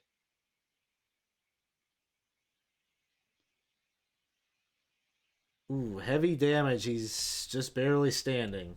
You sink your arrow into him. And then he'll just kind of like eke back into the corner. If he can free action kick the rope ladder down, if it's more complicated than that, then he doesn't have it. Yeah, just the way it's tied up, it'll probably Okay. take up. Back to the top, Pusto. All right, I'm gonna attack him with my sword. He moved away from the edge, so I can't just throw him off.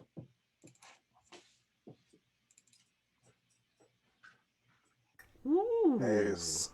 And I'll go ahead and put my effect on, and then I'll hit him. Instant Nice. death. Instant dead. Instant death. Just clobber him, and then I'll go climb down. I'll go over and undo the rope ladder, Okay. and then start down.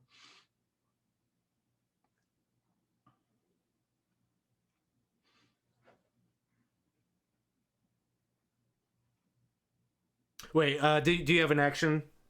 It would take an action to do it. Yeah. Well, then Pusto's too impatient for that. He's just going to start climbing down. Sounds good. Halibut, it is your turn. Halibut's moving over to here, and he's gonna do the sacred flame on the Goblin 11. Okay.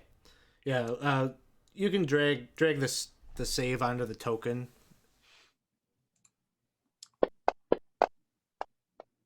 All right. He succeeds, unfortunately. Okay. And he's just gonna move the spiritual weapon over there. He can't get it over to there yet. Starts That's it. making its way. All right. Professor, do you speak Goblin? No. Or no, you never mind. It wouldn't be Goblin what he'd be speaking. It's in Synodician, but you can just hear him saying.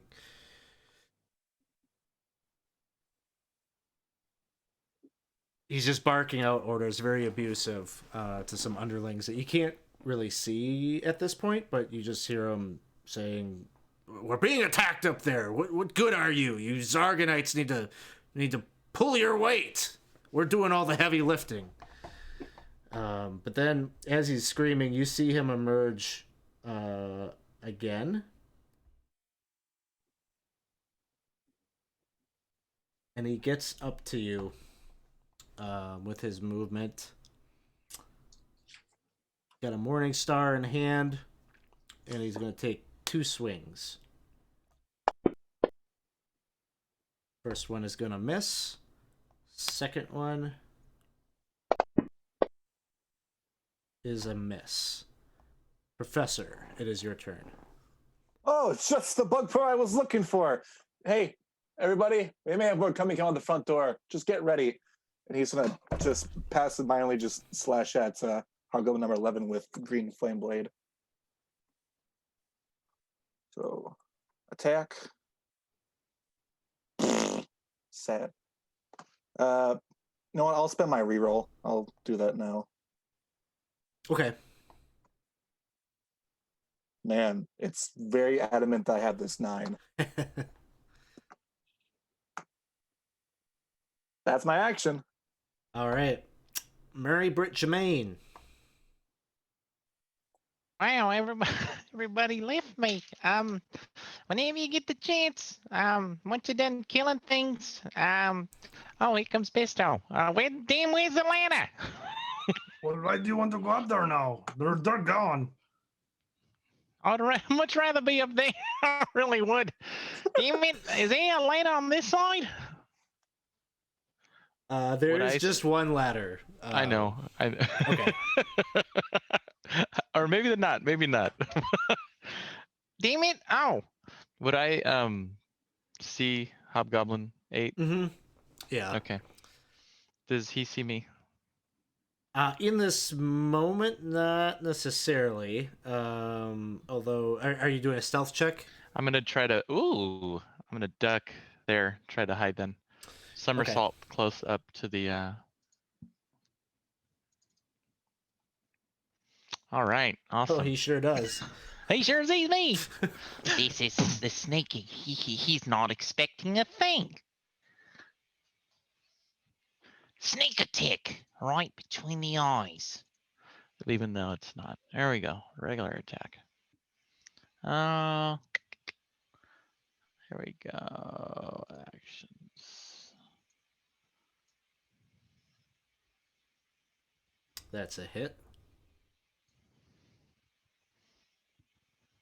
Ooh, 8 points of damage. He's still on his feet.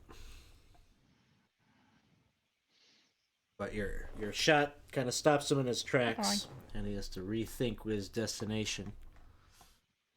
That's it. All right. Hobgoblins are up next. This one, 5, 10, 15, 20.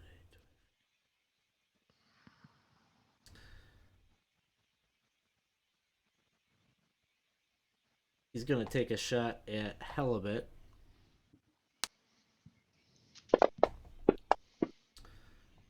That will miss. Next up, Hobgoblin 10. Gonna stay put right there and just take a shot. A 20 will miss. What is your AC like 23, 24 at this point with like plus 1, plus 2 plate, plus 1 shield? I have +1 plate mail and +1 shield, and I get a +1 to because of my forge after I turned a level 6. Yeah. Yeah, you do. Hobgoblin 11 hits a 22, Professor. Shield. Right. Hobgoblin 2 over here. Longbow Probably not going to hit that shield AC, but tries anyway. Hobgoblin 3.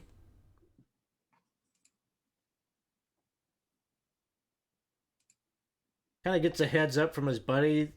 There's a big Goliath guy right there. He thinks I can't see him. And he takes a shot over your way. A 16. Shit.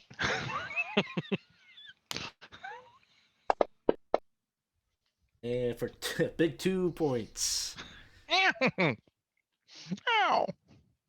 Hobgoblin 5. Long sword. Gonna try to hit Professor. See if he can get the crit. 22.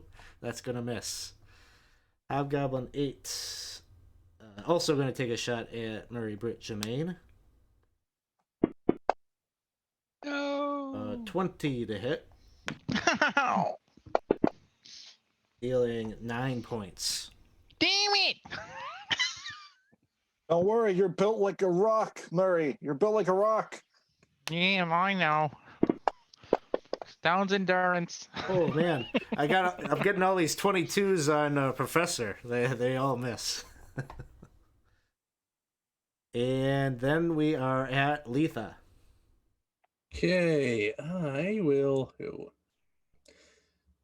1, 2, 3, 5, 6. Check the range on produce flame.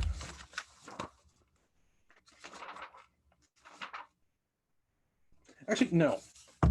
I see the professor's in the fort now. I'm guessing he got in through the roof, so. Yeah, he teleported up there. Did he get it?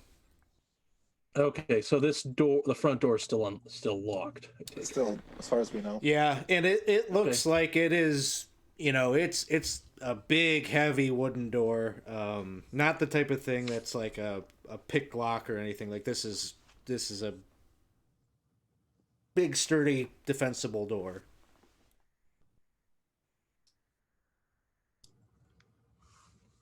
Okay, then I will.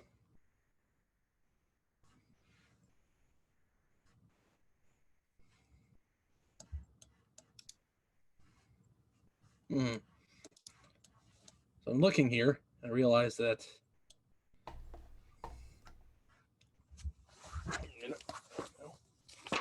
Yeah, 30 feet on that produce flame. If you were asking about that.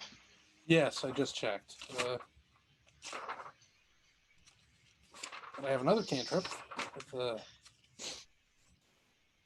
is the wrong book.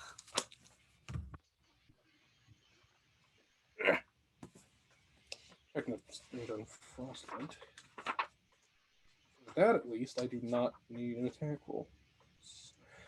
That is 1, 2, 3, 4, 5, 6, 7, 8, 9, 10, 11. Just at the limit of the range. Okay. So I will cast Frostbite. All right. Nice. On Hobgoblin 10. You got him. Nice. Okay. 2 damage. And Should be up 1 because level 5, right? Should be another D6. Yep. yes. I will just make a second damage roll and Sure. fix that in a Cool. moment. So 6 So points. also disadvantage on his next weapon attack roll until before the end of its next turn. Sounds good. All right. What do I? Gonna wait just a second because Casey's up next, but I don't. Oh, he can hear us. I didn't see a headphone. Yeah, no, sorry. Yeah, I can hear. Tripper's up next. Tripper's up next. So Tripper is going to execute a slightly different style of stealth than this somersaulting nonsense. He reaches up and he grabs his head And he actually has 2 sets of horns, which is a little unusual for a kobold. And as he pops off the fake set, he affixes it to his tail. And then he lifts his tail up real high so it looks like a second head. And then he uses that as the decoy when he pops up from a slightly different area and tries to take a shot at Hobgoblin 8. And if that's enough of an excuse, we're going to try that stealth check. That is enough I'm of gonna an steal those excuse. horns and wear them. Oh, that's... Ooh. He just made his target bigger, though. Yeah, that tail of yours just has a little too much charisma. Is showboating a little bit too much. Just a little bit too much. Being denied the stealth when he stands up and everybody's just kind of looking at him, he's like, well, I mean, if everybody can see me, I'll go for the glory shot. And he shoots at the Bugbear Chief all the way across the way. All right. Taking advantage of the pack tactics to cancel out the disadvantage, and long range pwing.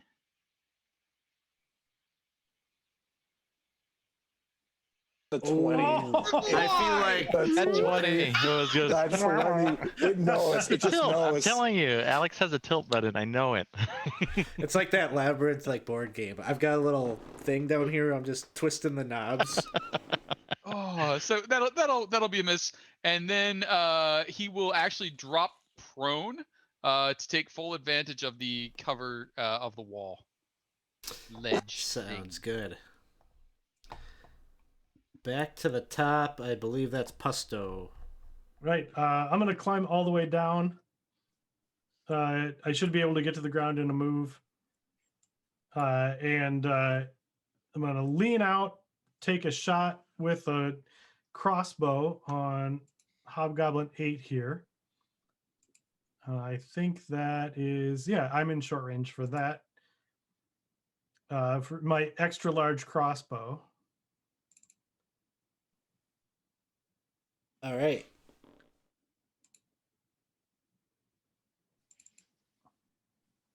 Oh, that's I need to take 4 off of that. 3 points of damage off of that. Okay, he's I still, hit the wrong damage thing.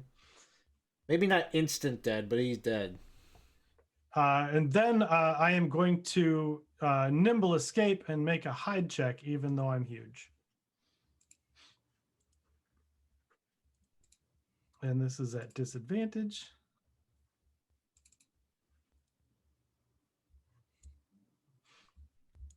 They are aware of you. That's probably fair. Big goblin's big. That's it for me. We have a lot of large, stealthy folk.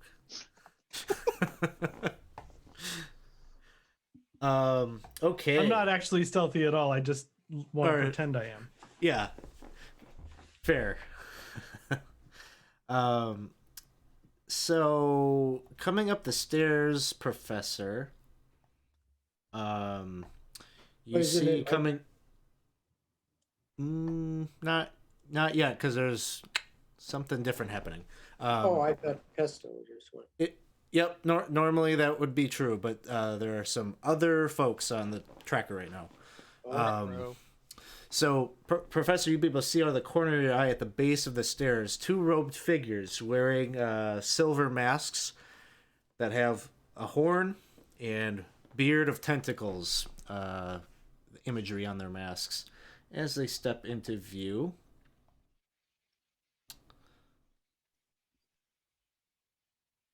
They have short bows in hand. But that is the end of their turn, them getting there to the stairs. Halibut, it is your turn. Okay. Helbet takes his bonus action and moves the spiritual weapon over here so he can hit Hobgoblin 11.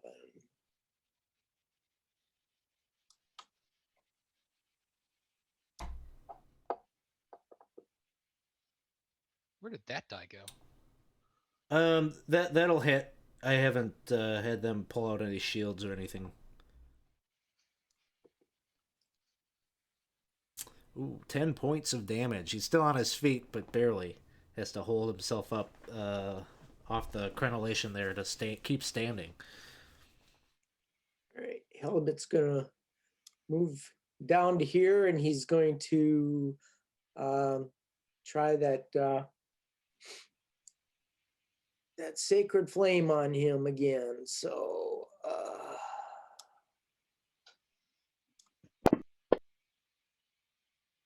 All right, makes his save. These are some nimble hobgoblins. Oh yeah. anyway, that's that would be the end of his turn then. Bugbear Chief is taking a couple of swings at the Morning Star. A 21. I think I should still have shield up. Oh yeah, you're right. Mm-hmm. Takes another swing. And that will miss. Professor, it is your turn. I'm going to retaliate at Mr. War Chief for trying to hit me with his club, and I'm going to stab him in the side with Green Flame Blade again. Hopefully, I'll hit this time. Yeah, that hits. He is now wounded because it was with Knight's Edge. And he gets a little extra fire damage. Oof. And then the flame jumps to Hobgoblin number 11. And 1 point, or whatever you did, was enough. And he drops to the ground.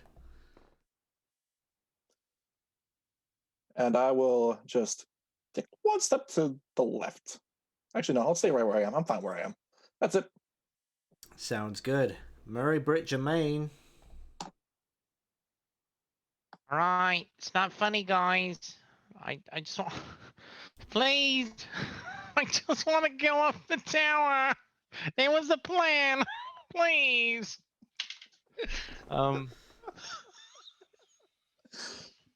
He is going to see the hobgoblin. His hobgoblin sees him. Yes. Mm-hmm. He is going to.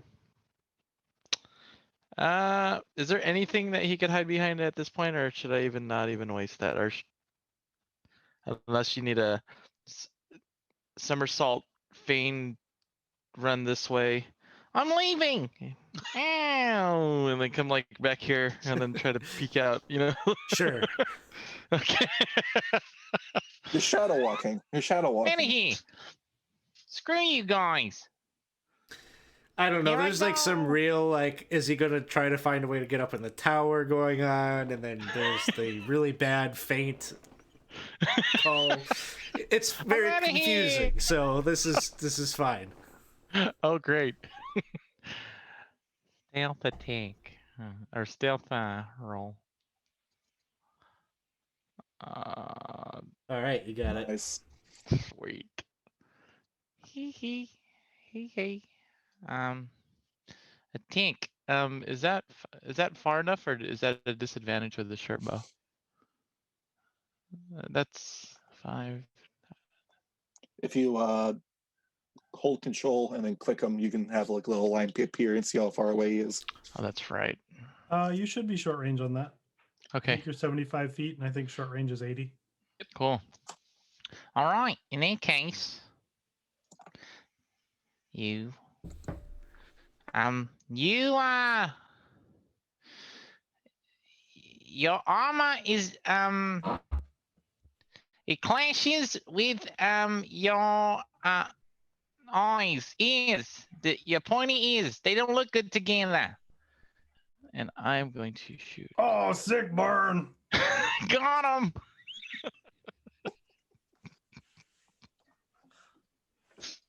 Even I felt that bad from over here. Nice one.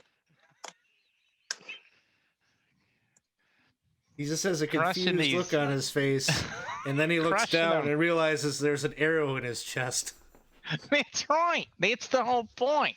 and then he drops down. See you later. All right, that's it. Thank you. All right. Hobgoblin 1. Yeah, move up just a tad here. Sees Letha and gonna take a shot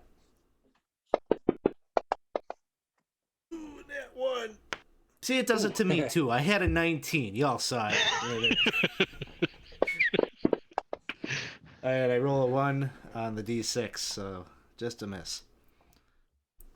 The other one is also going to take a shot. A 9 will miss. Drop over to Hobgoblin. Oop, I just heard of something. Ooh, the Potato Lion. Jenna just redeemed by everyone a reroll. So, just a reminder for the party, these rerolls, they go into a pool that any of you can elect to use at any time. If you want to, be democratic about it and ask if it's okay, yeah, you can do that too. But they're here for you to use. So you got 6 rerolls in the pot. Hobgoblin 2 is going to take a longbow shot at Professor. That one will miss. Hobgoblin 5 up. He's going to step up here. Longsword at the Professor. That will miss. Hobgoblin 9 taking a shot.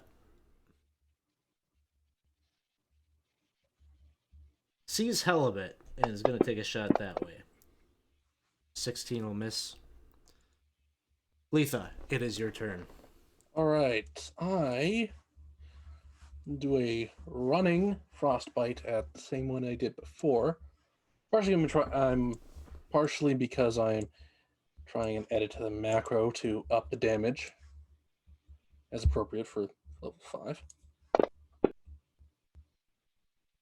Okay, now let's see if this works. He succeeded on that saving throw. Whoops, sorry. Nope, that's all right.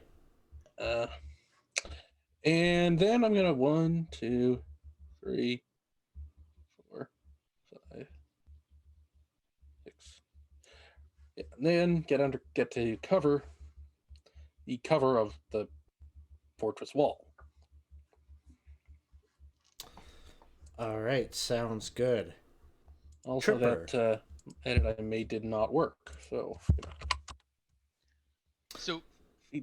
dice here. Well, yeah, while you're working on that, Tripper, it is your turn.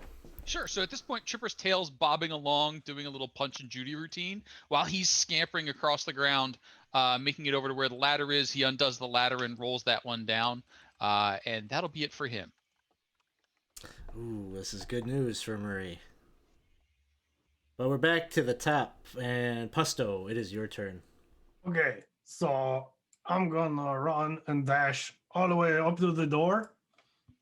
I'm gonna pat my belly where I have the frost rune and get written and activate that too. So for the next 10 minutes, I have a +2 bonus on ability checks that use strength or saves that use strength or con. And I'm gonna getting ready to try to pull this door out of here. Okay, sounds good.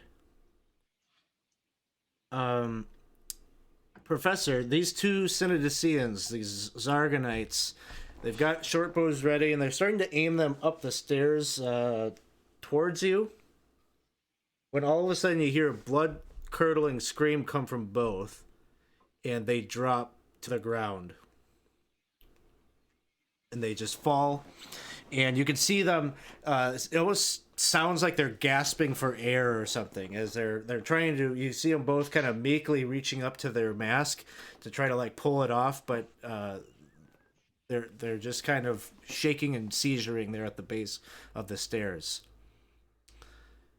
And then one of them cries out, "Ah, my life for the eye!"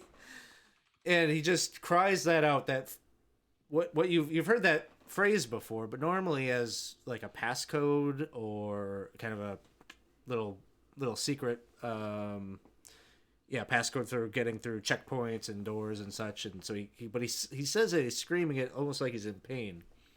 And just a moment after he says that, all the different characters, you're all kind of exposed. You're not inside a building or anything, but you feel a drop of something on your skin. And maybe you go to wipe it off. You can see there's just a little bit of like kind of a slimy green residue, and almost like a rain is starting to, like a downpour, like that, just that beginning, that little pitter patter of droplets as you look up, and you can see it's happening everywhere. These green droplets of ooze are starting to Oh man, not again. come down and hit the rock, cover the towers of the building here. Helibet, Builds it a is tower your without turn. a roof.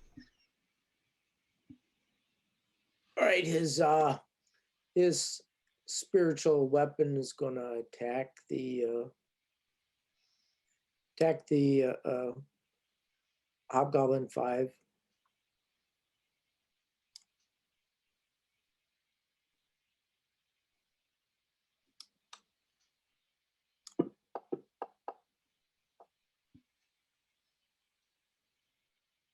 All right, that's a miss.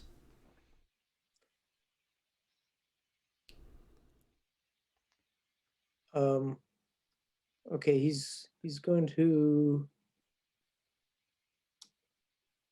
try and move over to Pusto here, and he's going to cast Cure Wounds on him. Okay. Oh man, that tickles a little bit. That's good. Okay, 7 on ya. All right. We turn then to the bugbear, and Professor, make a quick insight check.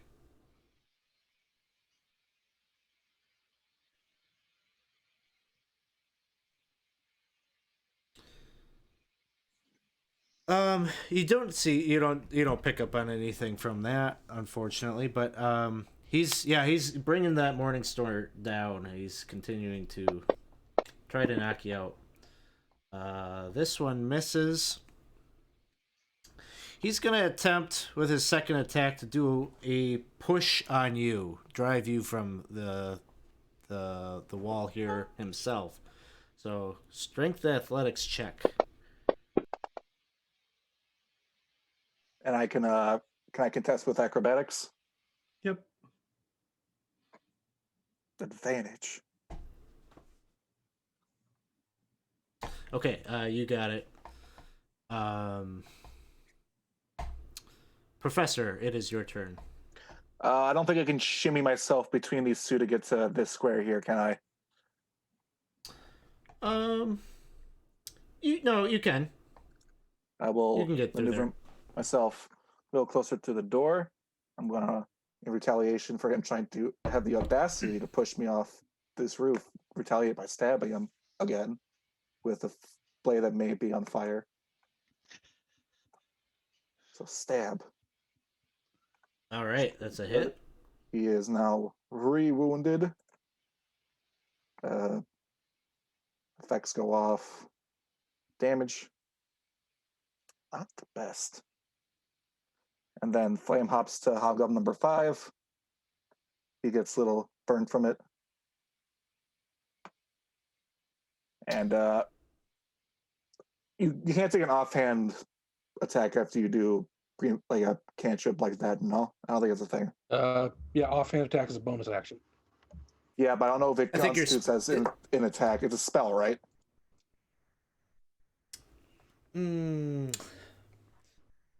I don't know, because I'd have to. Is it just say? Does Because it say? well, Green Flame Blade is a spell, but you use a melee weapon to attack with it. So which is why I'm asking. If not, I'm it's gonna fine. say no, but I Alright. don't know what the real ruling on that would be. It's fine. Now we'll just continue my efforts at distracting these 4 right here. Sounds good. Murray, it is your turn. I look up and try to see where the hell this rain is coming from. It there's no cloud. It's not like a rain, like a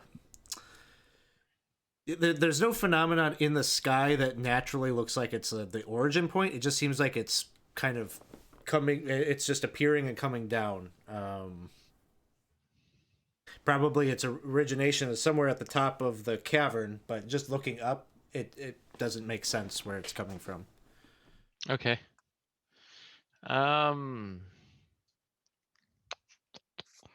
Is there any place around that we could find cover from whatever this? Well, I mean, you said it's sticky a bit, kind of. Yeah, it's definitely got kind of a, I don't know, like a very thick, almost like snotty like substance, right? So it hits and it doesn't like run down your armor, like it's clinging and sticking to stuff. Oh, yeah, yuck. All right. Is there any place that this tower, you said it doesn't have a roof or anything on top or anything inside, like a room inside? It's just pretty much a. Yeah, it doesn't have like an internal like room or anything like inside. Okay. More like, Well, it's like kind of like sort of like rough scaffolding with. sounds good. Question, can I use bonus action dash and then dash again with an action, or does that not work? Sorry, say it again. Bonus action, I could dash and then dash again as Oh, my yeah. action. Yeah. Yep. Okay. Well, that's what I'll do, and I'll just kind of get closer to the group. All right. I guess we're moving up a bit. Fine.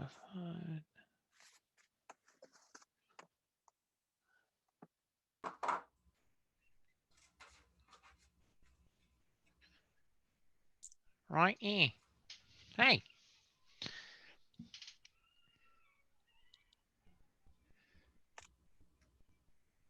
These two hobgoblins over here dash to get around the corner there. Hobgoblin 2 kind of realizing that there are some folks approaching, redirects attention out that way. Gonna try to take a shot at the biggest one of the group, Pusto. Misses with an 11. Hobgoblin number 5 is engaged with Professor. Gonna take a swing with his longsword. Misses. Number 9 up here. Also gonna try to take a shot at Pusto. Misses. And then we're up to Letha.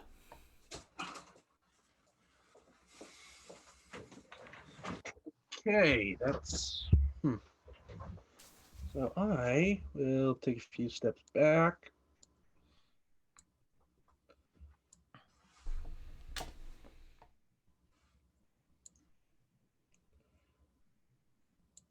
And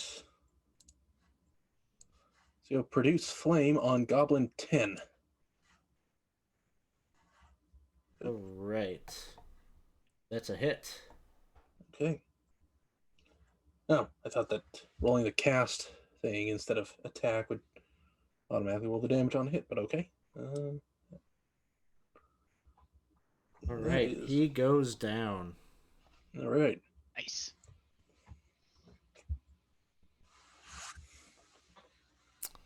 Anything else, Letha?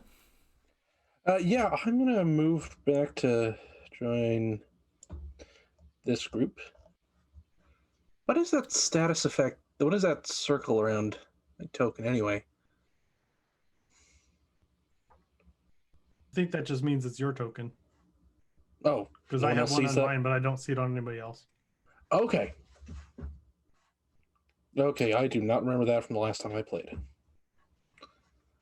Yeah, it could be. There's new things in Fantasy Grounds Unity, so.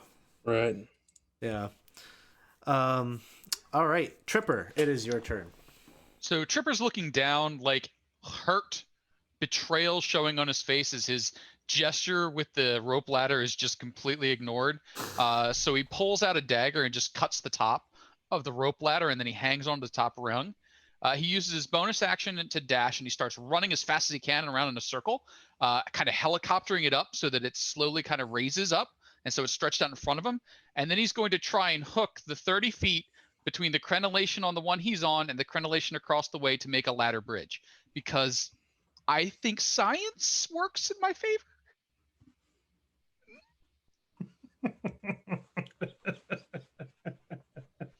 Like one of those carnival games where they have how did ladders you set get up. it over there? Wait, how are you getting it over there? So it is 30 feet. It's a 30-foot rope ladder. Yeah.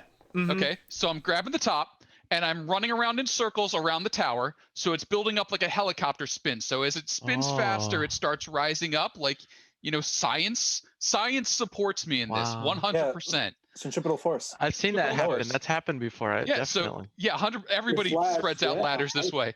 High So ground. now, once the ladder's sort of level, he gives it a little flip to flip it on top of the crenellation, and he's going to try and land the square of the rope ladder across the crenellation on the way, and then hook it here to make himself a little rope ladder bridge across, which science 100% is behind me on. I'm not following it, but whatever you want to do to make that happen, whatever this is, that's fine. I think he's saying he's Flash and he can. Think of it like he's doing the track and field thing. We've got the ball on the Flash chain. as You start fuck. spinning in circles really, really fast. He's doing that, but with a ladder. Actually, what he's doing right now is called bullshitting. But we'll, And then you we'll threw take a it. sports reference in there, and that's even further confusing me. Carnival games. Think carnival games. But we're gonna throw my inspiration behind this one, and I'm gonna call it an acrobatics. Maybe.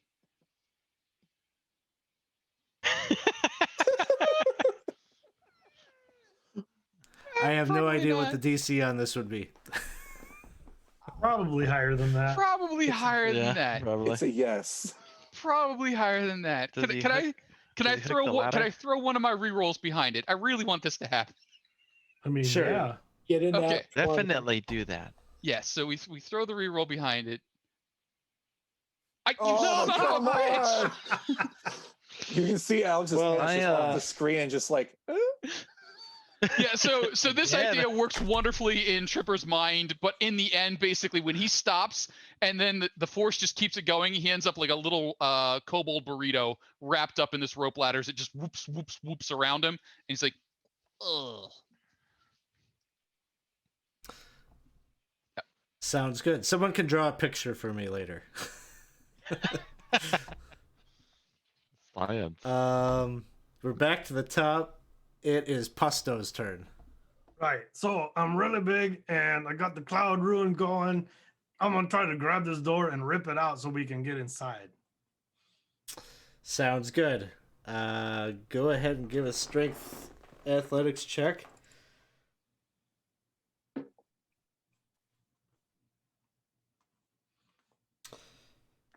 So, a 21 is enough that you're feeling, you can feel a little bowing or whatnot, but it's not going to be enough to rip this door off. All right. Well, I'm gonna keep working at it. Sounds good. Next up, Helibet. Okay. A little bit moves up to here. He's going to take his spiritual weapon attack here.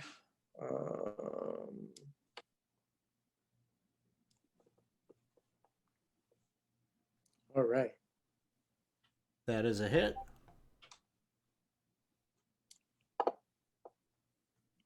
And that one goes down. All right.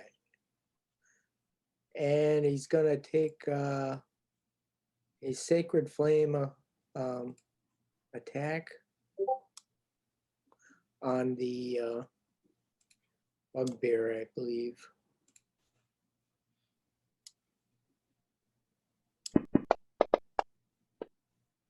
All right, he fails. He fails, so I roll damage. Mm-hmm. Yep. Yay. And you should have another D8. Total of Nice. 11 damage. All He's right. still up? He's still up. All right. That's it then. All right.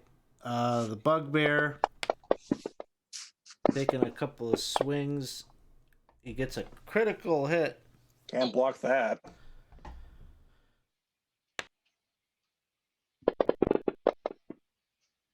$16 points. And second swing is a 19. That'll miss. Professor, it is your turn. I'm gonna pull out my handy dandy tiny bell and go ding dong, and cast Toll the Dead on him. Ooh, okay, he fails. I should probably target him for the damage. All right, 9 points. He's not looking too good, but still standing. And I will start moving my way into the staircase. Okay. You get onto the staircase. What you can see,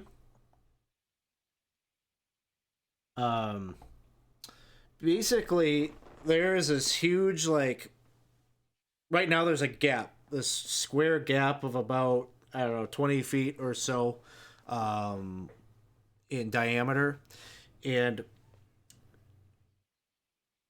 chain that is currently both is rising. You get the sense that it's bringing something up, maybe a platform and such, because you can see on the other side of this open gap, and there's like an apparatus over it with kind of a winch or whatever, and it's attached to this this wheel, this large wheel that a number of Synodicians and a couple of deep gnomes are pushing and controlling.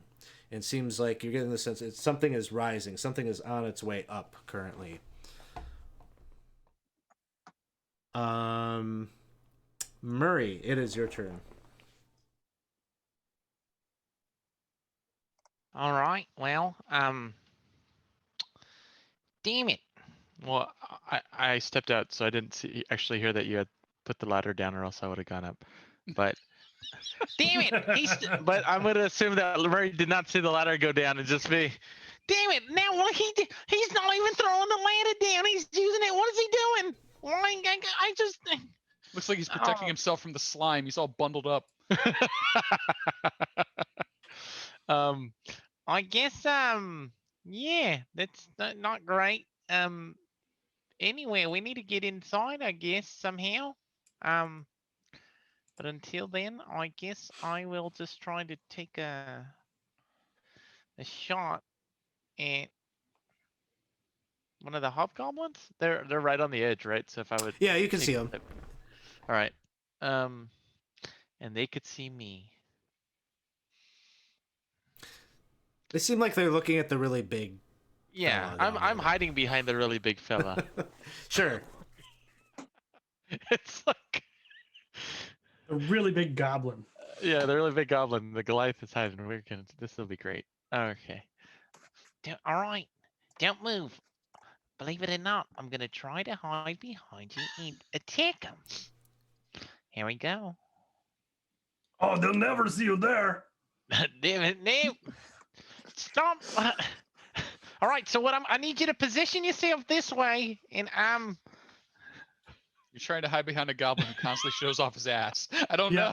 Oh. You want me to moon him again? No. Okay, I guess I'm just attacking. Here we go. I'm gonna moon him again anyway. I know you are. Smell it. All right, here we go. Attack. We'll go after this right here. Ooh, you got it. Got him. Big short bow damage. 9 points. Anything else, Murray? That's it. I'm gonna move here though. I'll move here. That's it. All right. One hobgoblin on the other side here is gonna try to take a shot at Halibut. Misses. Hobgoblin 2 taking a shot at Pusto. 17 will miss, and other one is also taking a shot at Pusto and misses. And I heard a woo. I'm gonna use my reaction to moon them. Oh, hey, Jakers McBob. Good to see you. Thanks for stopping by, and 27 months. Thanks for the sub.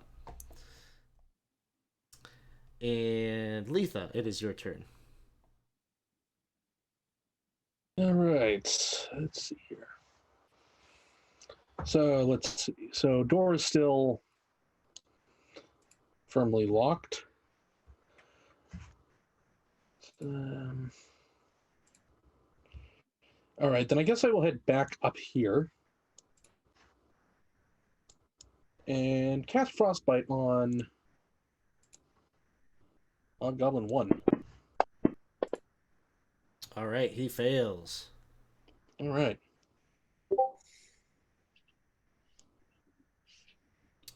Six damage. And 6 points.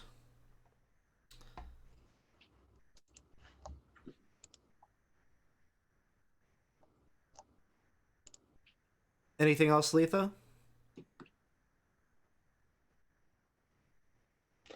No, that was a move and an action. All right. Tripper, it is your turn. So Tripper's just like hopping like a little pogo stick over toward the edge.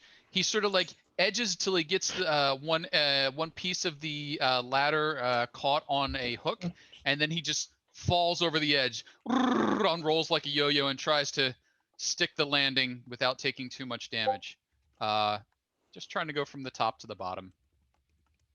Okay. Let's say acrobatics check. Let's say acrobatics check. Oh, Okay. Finally! Yay! Alex, Sliding Alex along flipped the edge switch. every time. He probably unflicked the switch. So, he hits the landing. He's like, looks around, waits for the sky to fall. No? Oh, okay. Halibut raises up a 10. And then he will start running and bonus action dash to get somewhere in around that range before he starts running out of speed and erratic movement. That's it. All right. So at the top of the round here, that rain of ooze sort of ceases. But everyone can give me a Constitution saving throw to see if you take any acid damage. Oh man, I'm good. Glad I used all my abilities.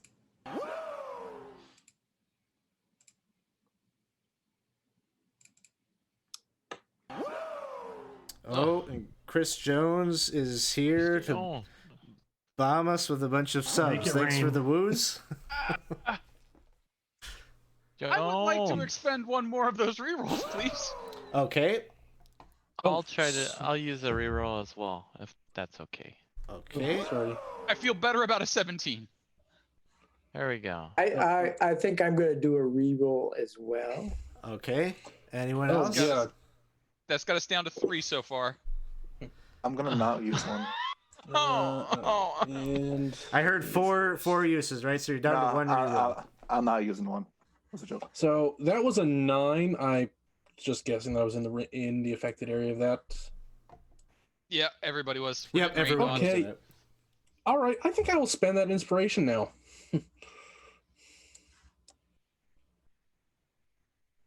Ah! 13. Right. That's marginally better. Anyone have less than 12? Well, now I don't. I do. Okay. You take 6 points of acid Oh. damage. Ooh. But Potato Line is here and has your back. More rerolls. So you're up to 7 rerolls. Nice. Thank you, Potato. Potato. Yes. Okay. So then, yeah, this ooze that was raining down on you stops. Pusto, it is your turn.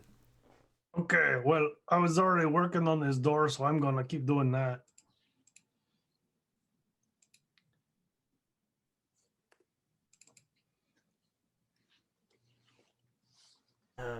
Just continue Again, you- pulling on the door. Yeah, working on the door. Hell of it.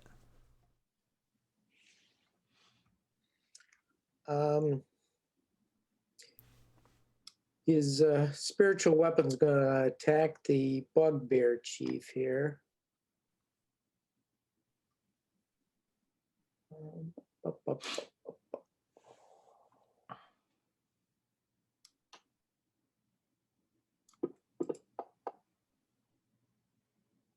13 will miss.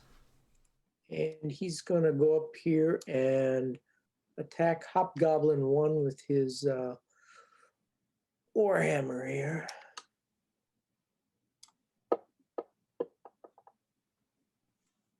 That will miss. Oh, that misses? Huh. Yeah, 16 was what you'd need. Oh. All right. All right, Bugbear Chief is up. He's taken 3 points from the wound that he has. And looks like he doesn't heal up at all. Looking pretty desperate as he's still trying to take you out, Professor. He takes a swing, misses, and second attack with the Morning Star winds up 21. I'll throw up a shield. And then it is your turn, Professor. I want to give him a dutiful death, and I will draw my second sword and take 2 swipes. First with the +1 short sword for That's a hit. damage if it lets me do it. And how would you like to finish it? More or less, he's pretty much bigger than me, so I'm just gonna duck underneath the strike and just quick little jab in, let it sink a bit, pull it out, and then let him fall. He was already pretty wounded. As you bleed him out with that strike, it doesn't take much. He collapses down. I'm gonna, with my rest of my movement, because clearly there's still 2 hostiles, I'm gonna just approach behind this hobgoblin right here with my movement and take a stab it on the back with Knight's Edge. Sounds good. That'll miss. Murray Britt Jermaine. Yep. So there is a door right here, and we've attempted to try to open it once. Yeah, so like once again, it's just like a huge. I mean, this is a defensible door. Murray's afraid he's gonna try to run into it, and try to break it open. Okay. I'm going to move here. Bonus action, dash forward with all my speed. Action, try to break through this damn door. So, Pusto is there trying to bust through it too. Would you like to lend some assistance with that, or would you like to try to bust it down? So I already have advantage from my giant might. Go ahead and take your strength athletics check. You got this, Murray. I believe in you. Boy, You're doing fantastic. I'm My not son. really. I'm just. Wasn't you a thief? I don't care. This stuff is disgusting. That my fear. It's not. I'm not really trying. I'm not trying to be sneaky. I'm trying to get the hell out of this. Whatever this snot is. All right. So here we go. A bit of. What was that? Did you say it was athletics? Mm-hmm. All right, big money. Here we go. I'm gonna use my inspiration for this.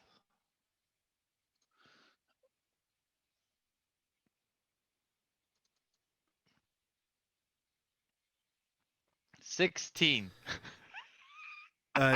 Just like Pusto, you can kind of feel it, kind of a thud, but it's gonna take a little bit more than that to bust it Who down. knew the greatest enemy for all of us wasn't the hobgoblins? It's a door. The damn door. And I go, on my shoulder. Ow. And that'll be it. This hobgoblin here is going to try to flee. Halibut, if you'd like to take attack of opportunity, you could do so. I certainly will.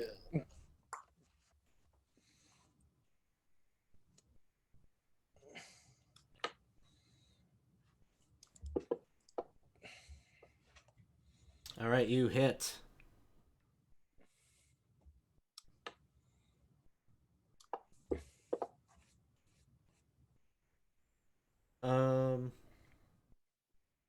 I think maybe you did another attack roll. We need give me a damage roll. Oh, I thought I did the damage. Sorry. Mm-mm. Here we go. Okay, as he turns to flee away from you, you swing your warhammer and crack him upside the head, and he falls face forward down. These other two, Professor, that you have just come closer with Knight's Edge, they saw their boss just get obliterated by you, and they drop their weapons and they put their hands up and surrender.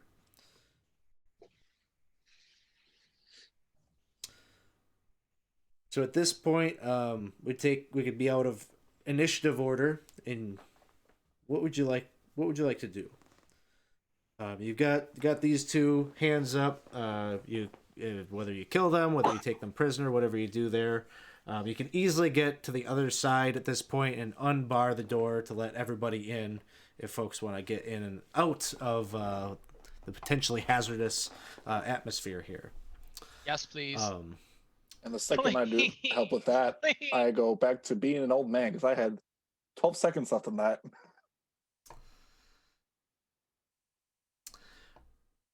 Well, why don't we do this? Let's just take like a short 10-minute break. There is like a second part to this that I'd like to get to tonight. That I don't think will take as long as this particular battle, but I'll probably kind of do some summary to get us to where we need to go. But let's take a quick break before we get into all that. All right.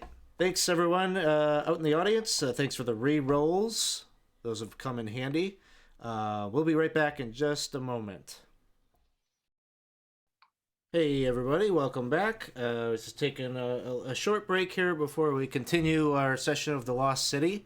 The heroes here have basically just infiltrated this building that seems that it houses an elevator that leads down into the lower catacombs. And in this moment, as I don't know, what did you want to do with these two hobgoblins that surrendered?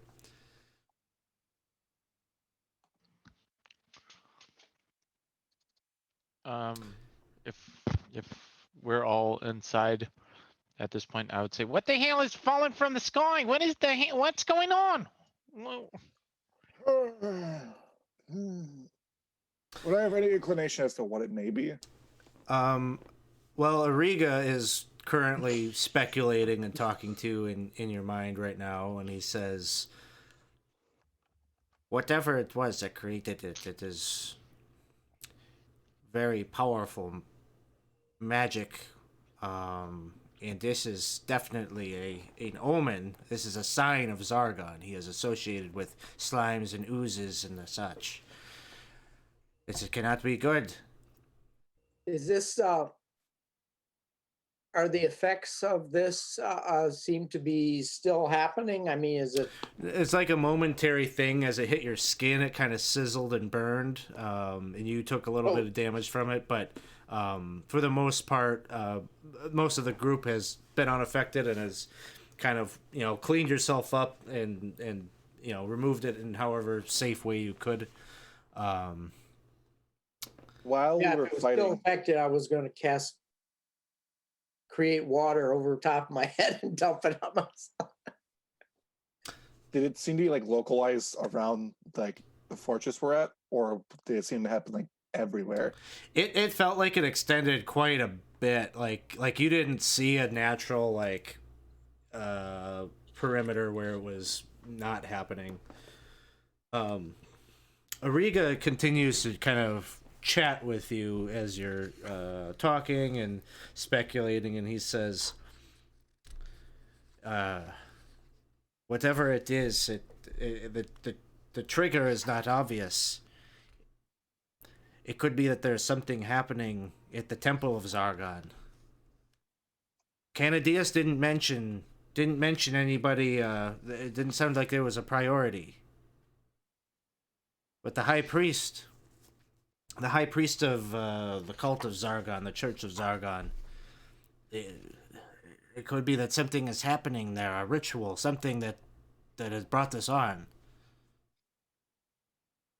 Also, question: the cultists that did appear, are they dead when that happened, or no? You look over where they are at, and their bodies are like kind of gelled and dissolved. Ooh. And it's sort of an ooze that it's kind of a slow. It's not a rapid process, like they've completely but liquefied, but you could see kind of this transformation before your eyes is happening, and they're kind of getting subsumed into the stonework underfoot. Well, if it is true that it's from the high priest, we might have to eliminate this issue. If he can bestow this upon his other followers, this could spell trouble. Before we go any further, does anyone need some healing? Well, they stabbed me a little bit. That pretty was up. kind of bad. I did not like it. Yeah. I'm going Fine. to cast Cure Wounds on the professor. Depending on how much he's still hurting after that, I'll do it too. Boy, I'm while going you're to do it again. Just you don't have to. It's fine. while you're all patching up, if you don't mind me asking, Professor Puesto, Puesto, Professor It's pasto, like Pasto. pus and toe. Puesto. If you don't mind me asking, these hobgoblins, were they honoring surrenders? Like, were they treating prisoners well, or were they, turn about fair play and all? I never surrendered to them, so I'm not real sure. But I that makes think sense. no, they were like turning them into like zombies and shit. And he'll Okay, just- off in the hobgoblins. yeah, he'll just off that like once. If they're not honoring terms of battle, then Yeah, I mean, Here, let me cast Cure Wounds on the professor as well. Just to... Yep. Probably you would suspect. I mean, the way that they deal with captives is like turn them into labor. That's turn them into labor is fine. That's still captivity, but geek them and turn them into zombies is different. No, they like strap them to tables. They tried to do it to you, Murray, didn't they? They tried to put you on the table and make you a zombie or something. Oh, that was the other. No, that wasn't you. I That don't was remember somebody that. else. I heard a story about it. You need me What's to his say I did it? And like as we're having this conversation and the blades hovering over them, Chipper's like, if Inya has anything to say, that it might be beneficial not to stab you, now be the time. See if they've got any info. As we're discussing, like, do we geek these two? Oh, let's see how far you can get the blood to spray. yeah. You trying to get some info from? Give me Yeah, an I think- intimidation check.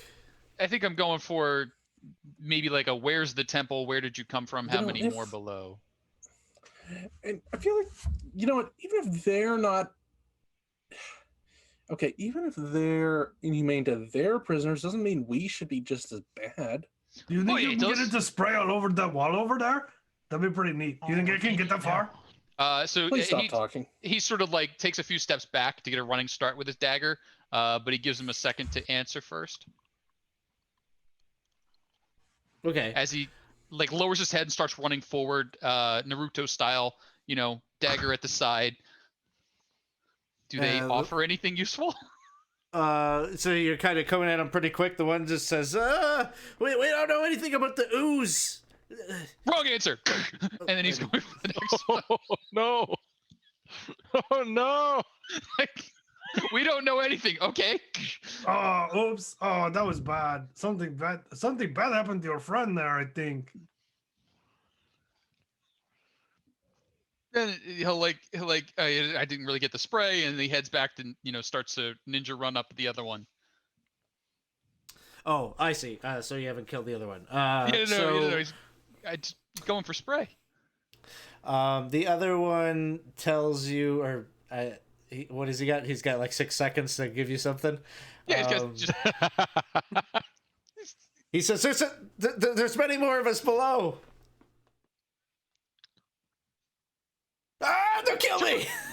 Trevor like waits for a second. He's like, is that valuable? Like he looks over at everybody else. Like, Wait, what? How many thumbs more up? below? I mean, I kind of assumed that part. They're cultivating the dark spore. They're poisoning the lake. It's all being cultivated down below. and he cleans off his blade and puts it away. Yes. And then he goes over to make sure he ties him up real good. We should take this guy to Turco. He can work with Turco. Are you good at sweeping? I can be good at whatever you need. I'm not so good with the bow. No, that's true. I want a new job. Please. So yeah, you've got him, and there are some Synodicians and some deep gnomes in the mix. And kind of glossing over, if you sit here and you talk with them a little bit, the deep gnomes would tell you that they come from down below, and they can confirm what the hobgoblin has said, is that they have the hobgoblins have all sorts of kind of wartime efforts happening down below. They're cultivating these different fungi for their properties to poison the lake, which we've seen evidence of in previous sessions. They've got some mines, some silver mines and things like that they are working down there.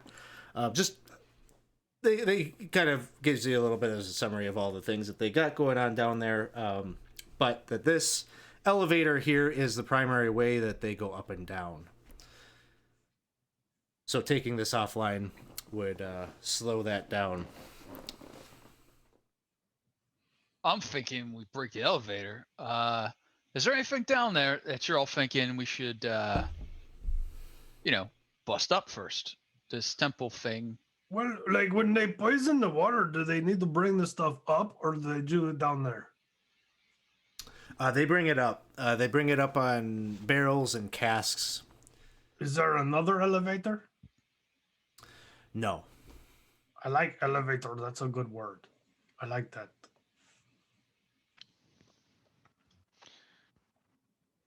So if we make this elevator not elevate anymore, then that's problem solved, right? At least for now.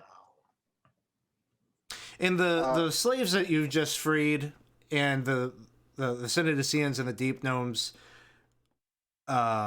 now that they're not operating it, you've given them their freedom, and they don't have their overlords watching over them. They tell you that they can accomplish this, that they've got the tools that they use to maintain it. They can do the opposite with and tear it down, tear it apart. I ask anyone if they definitely. Which one of you was the operator of this? Who does some of the? One of the deep.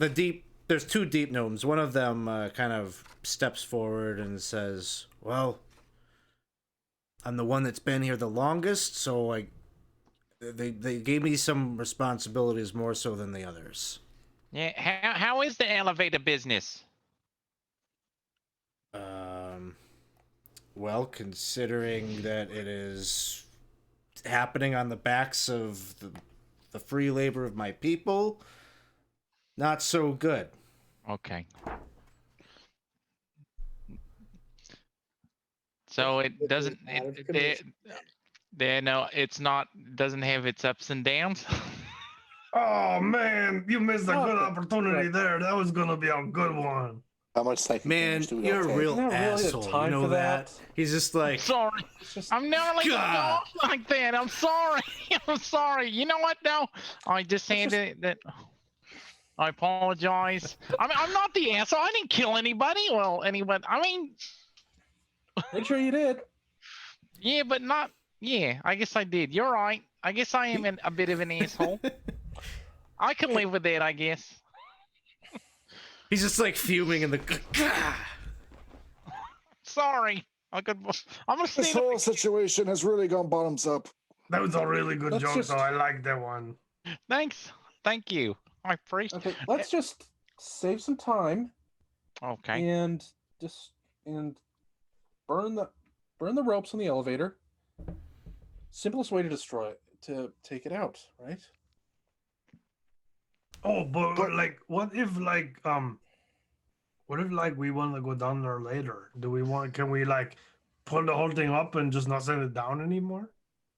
I was about to ask that question. Are you the sole operators of this mechanism here? Or is there one below as well? They tell you that there's a camp down below. Where there's a ton more hobgoblins down there, but the main controls for it are up here. Without anybody pushing it, up here the chains can't bring it up and down.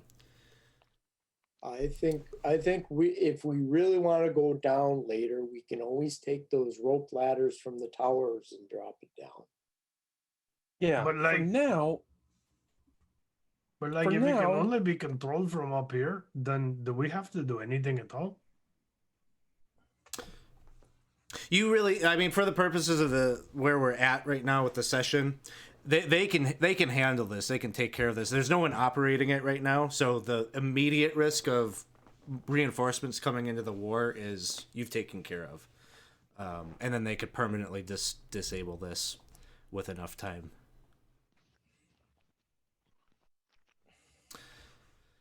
So the next question at hand would be with.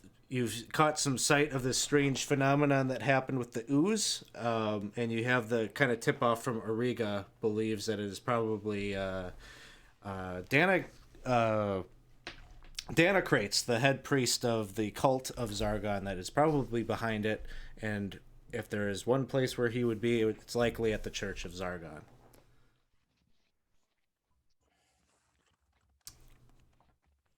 Yes, that's our next place. Well, I don't want to get that stuff on me again. That was gross. Feel like if we don't alleviate him as a problem, it may happen again, perhaps more violently. Where's the Church of Zargon? At least as In regards relation on the to your, bringing up that Lost City map, it is right here. So it is literally like okay. real close So to anyway. where you are on the south side of the city. Would there be a way maybe that we get a bit, maybe kind of, Would be close enough maybe to a messenger or some way that we could get it back, like word back to the to Synodicius that we've like done what we've done and that we fear that maybe Zargon might be approaching a bit more. Can we have like a runners or something through I have the a bird. Or the familiar could do such a thing. I would pull out a piece of paper and start. It's gonna show me a message, but I'm gonna put it in a cipher that I would give them to the other leaders, so our messages don't get intercepted. And I would throw the birds delivered a message. Okay. Yeah, that sounds good. That's totally fine, totally possible for you to do. Just kind of letting him know you've accomplished your task and maybe giving them a heads up on what you've just picked up on this new information. You're gonna go deal with this. How is everyone feeling? Does anyone need to recuperate themselves or no? Yep. I wouldn't mind a short little rest. I could cast. I could summon a healing. I could do some more healing. I mean, I don't need so much more healing, but like a short rest would let me get a lot of my powers back. Do we Or, feel well, when I say healing, I don't mean. What I mean is, I could use some of my abilities to heal others. I wasn't actually hurt. do we feel like we would have enough time to at least take a short rest, or do we feel like it might be necessary to push on? Alex? Probably in the urgency of what is happening, up to you, but the consequence you wouldn't be sure of. But I would think your characters would probably be feeling some sense of urgency about getting there and stopping whatever it is that caused that. If I've got it right of it, reinforcements have been coming out of here on the steady, and going down that way. As soon as they realize there's no reinforcements, they're gonna come back this way. So I think it's moving time. Okay, let's go then. As much as I love my spell slots, I guess that there's an urgency that we cannot. Yeah, risk to. I'm a fan of them ogres being ogred air. I'm gonna make an intelligence save on that one. Oi, look, we can get anywhere we want to from here. We already got a lift. No, that one didn't work for me. No. All right, I'm so already ogre it. you head down to what is essentially at this point in Synodicia's history the largest building in the city.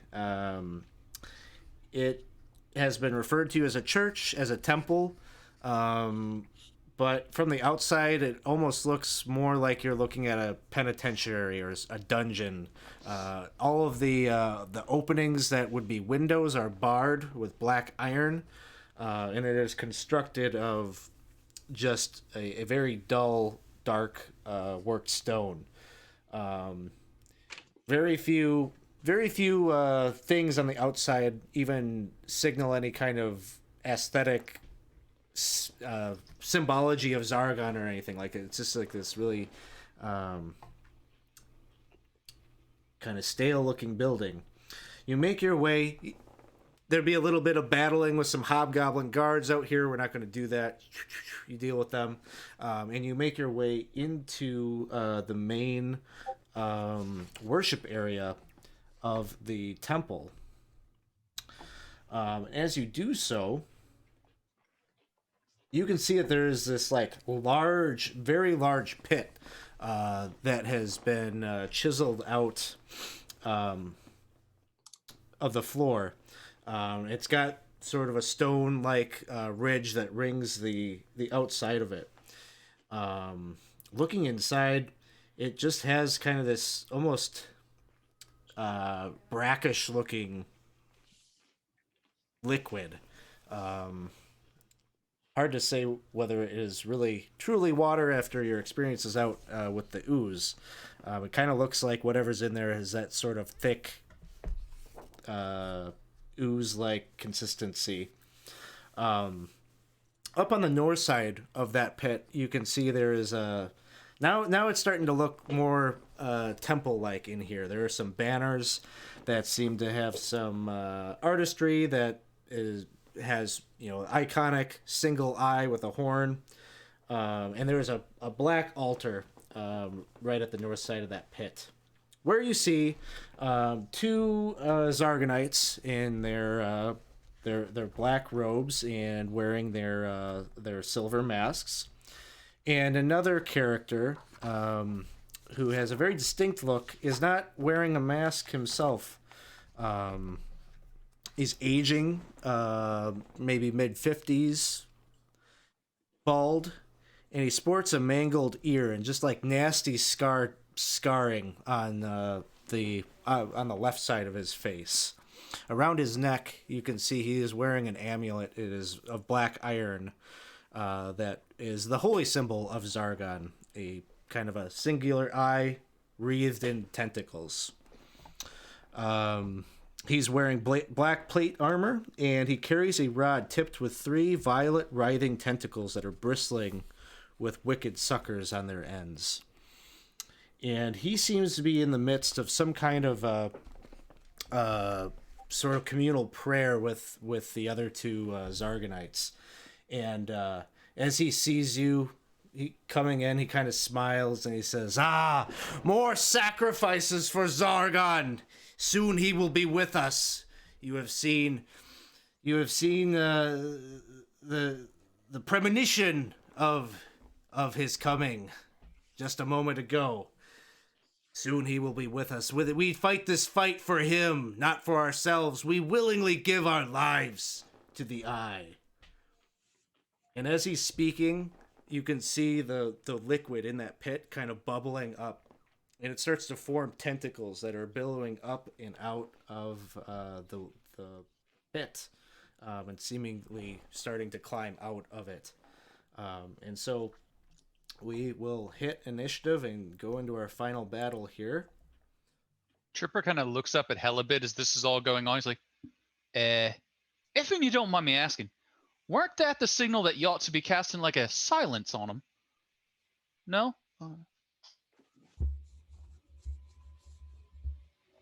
And Tripper, you are actually up first in the initiative order.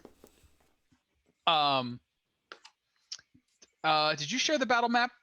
It has not come I'm up for me sorry. yet. I don't see it. Ah, there we go. And while that's popping up, this is kind of the Front image is just all black with the grid. Look kind of cool. might need Didn't some necessarily time to fit, load. but- There's the image of the Oh, cool. oozy tentacles and the Zargonites doing their. So would it be fair to say this thing just a little bit south of us is a door, and outside is the open area outside for the E shape? Yes. Yep. Okay, so we're gonna look at slime monster and look at tentacle wielding priest, and we're gonna launch a bow shot at tentacle wielding priest, and then we're gonna run out the door because that's intelligent. Maybe. Yeah.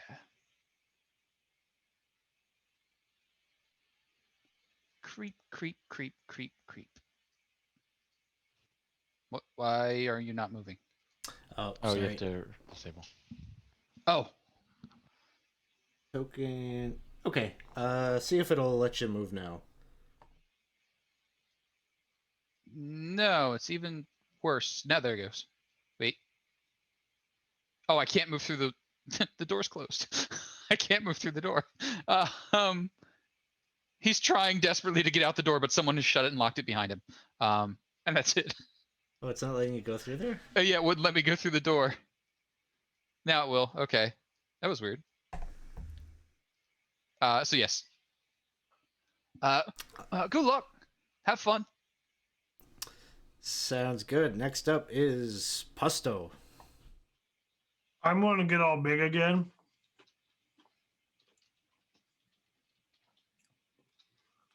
I'm going to run up to here where I'm big, and I'm going to hit this cultist right here.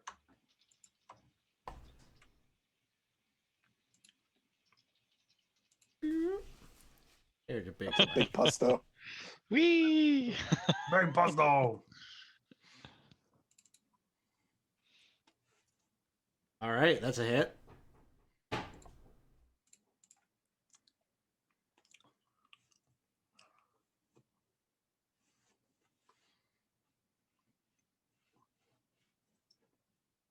And that's it for me. All right, Murray Britt Jermaine, it is your turn. Well, the whole door thing happened. Is this another door over here? Yes. All right, well, here we go. Where's Turco when Somersault. you need him? Yeah. Oh, is it? It's an action to open it, huh? You could use you could interact with an object as a free thing. All right. Well, I'm out of here. That's terrifying. Stealth check. If I'm allowed to do a stealth check. Sure, you could duck in there Okay. and do that. 16.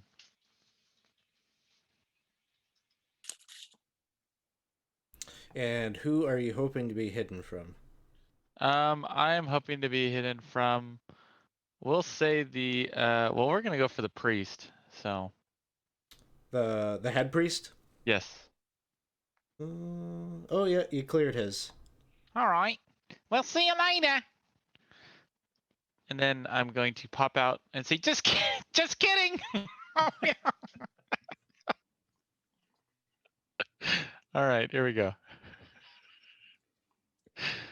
Oh boy.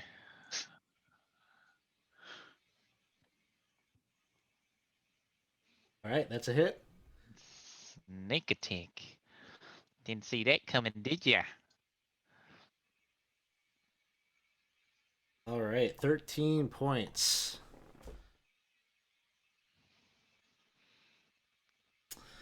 It's the end of my turn. All right, next up is Halibut.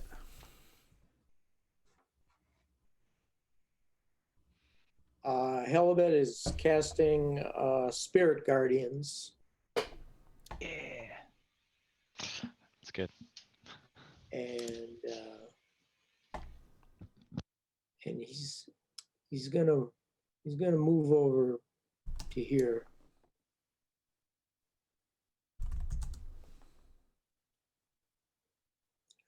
So the Spirit Guardians would be in range of the corrupture there or whatever. I think How big is it? It's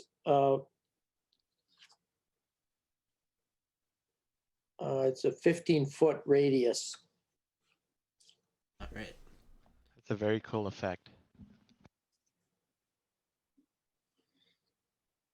Wish I knew. Someday I'm gonna figure out how to get these tokens to go like lower layer or something, but I'm just not there, so we'll have to move it around and such. All right, cool. It then is the corruptioner's turn right away, so wisdom save. Go ahead and drop that on him if you can. Okay.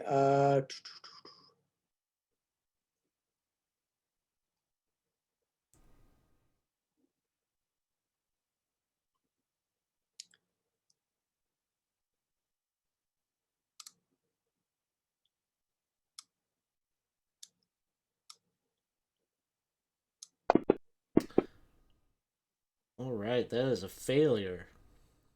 So you roll damage.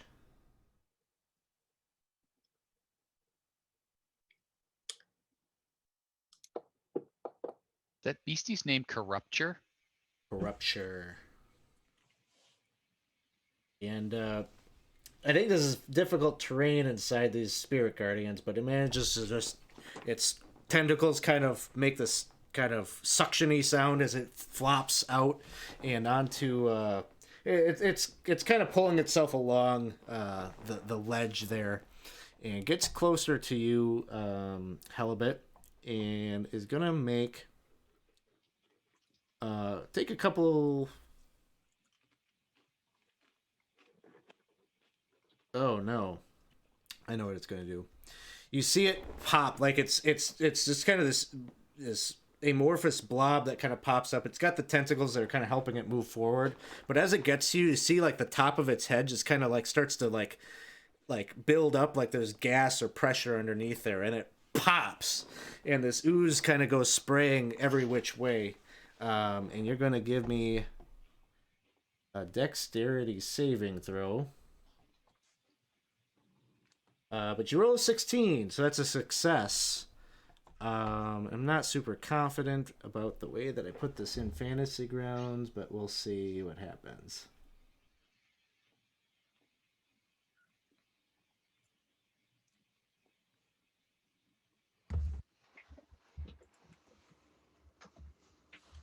Oh, That's a it's bad sign. It's going to hit Pusto and this other cult fanatic over here too. Oh no. Oh, that's bad. Really That's bad. not pretty bad. Good. The ooze doesn't know. Oh He doesn't care. no! So that's a dex save. Yeah, dex save. He fails. Oh, that's pretty terrible right there. Just remember, 7 rerolls. Do Yeah, I'll it. go ahead and use one of those. Yeah, take one of those. Feels like a hint that you need this. Oh, yes. All right, much better. Oh, Okay, I tripled my first roll. so here's what happens.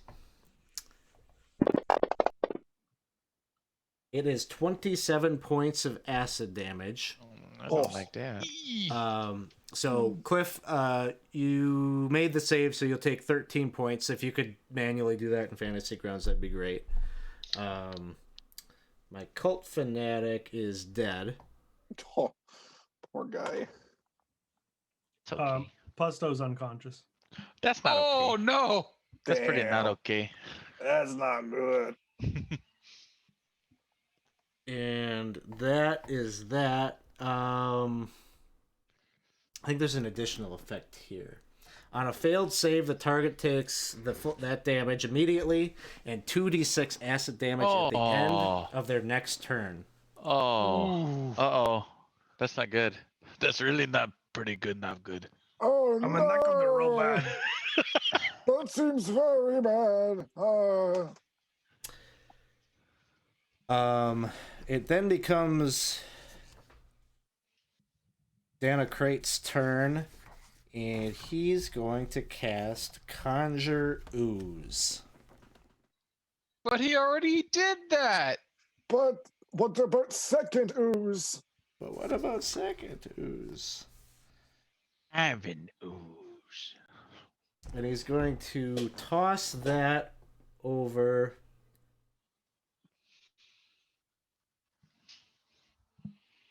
right near Professor.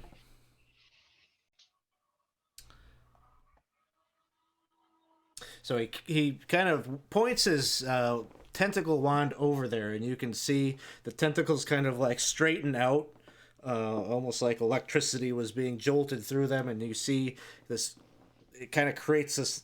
The triangulation of those 3 points creates this blob that shoots out across the room, and this kind of like almost like bleeding looking ooze slaps down right in front of you on the floor and starts to rise up and kind of creating mass upon itself. Right here. Hello. And I just have to look up one more thing about that spell to put it into my brain. Okay.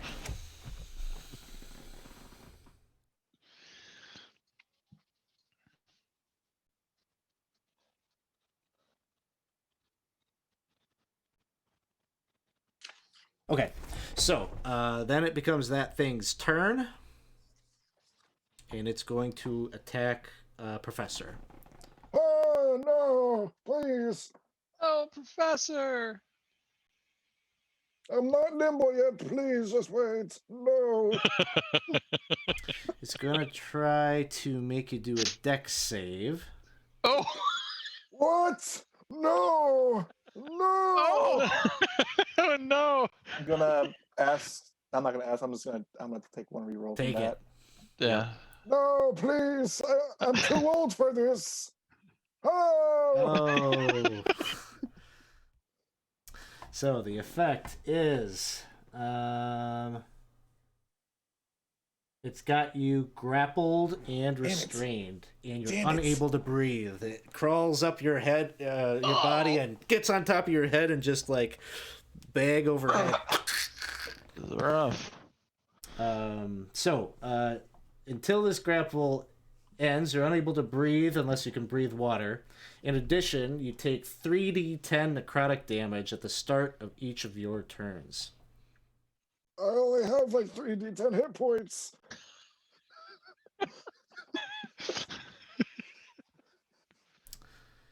And then it is Letha's turn. All right. Okay, so first, as a bonus action, I will use two charges of Balm of the Summer Court to heal Pusto. Yes. Nice. And move and take a swing at. Oh man, you guys, I had the weirdest dream. Oh shit, it was real. And I will take a swing at the slithering tracker. All right. No.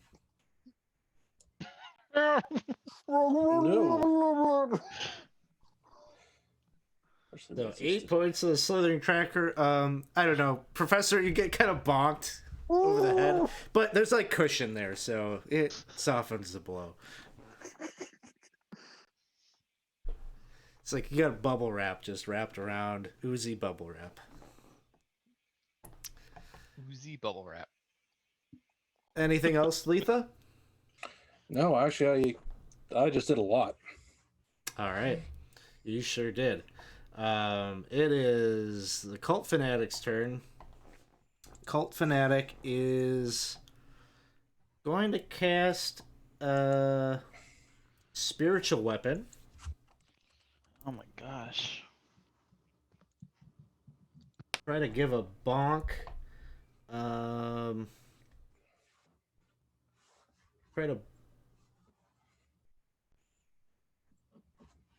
Try to do this on Halibut. 17 will miss, and then he'll follow that up with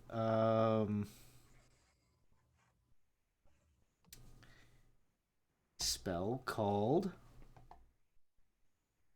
Slime Spit.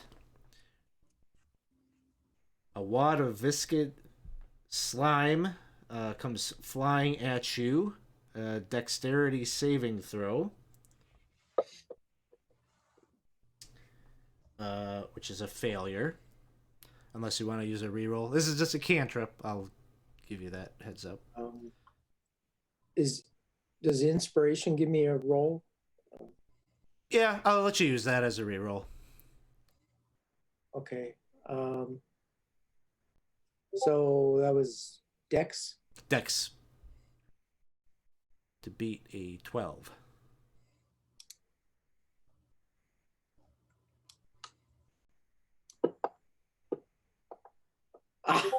Oh.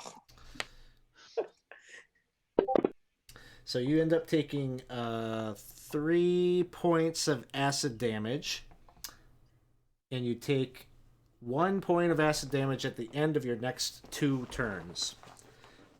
Try to help me remember that. Okay. Did you add that on already, or? I did the primary damage, yes, and then there's 1 point of damage that'll happen at the end of your next 2 turns. All right. And then it is Professor's turn. Ooh.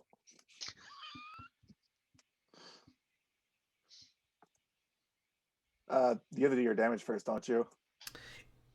Oh, this one, yeah, this one's at the start of each of your turns. Okay. Mm-hmm. So we're seeing I'm still up by the end of it. Oops. Oh boy. I think I it's a accidentally lot. put it. I think I accidentally put. Here, I'm just gonna roll it, and it's not working. Okay. 3 dice. 20 points. Yarr! I'm still up. Ooh. I'm going to use my blade song because any help I can get will be wonderful. And I'm gonna just try and slink myself off the ooze off my face and just say, and then, so it's an acrobatics check. Yeah, it can be. I'm so old. Can I Reroll. make a reroll? Use a Here's a reroll. reroll. Do I still do advantage or just another, just the D20? The reroll will have the advantage on it. All right. There, you Much got better. it. Woo! And I'm going to, with my remaining movements, run away. Don't worry, I have a plan. Whoop. I'll have to take attack of opportunity on me. All right.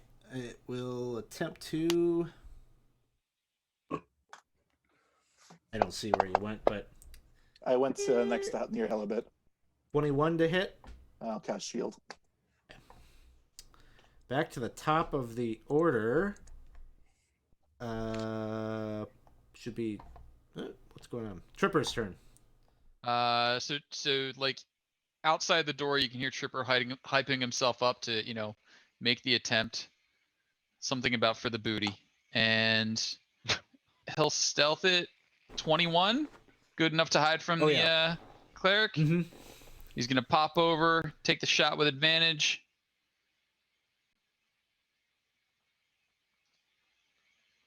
Where'd you go, cleric?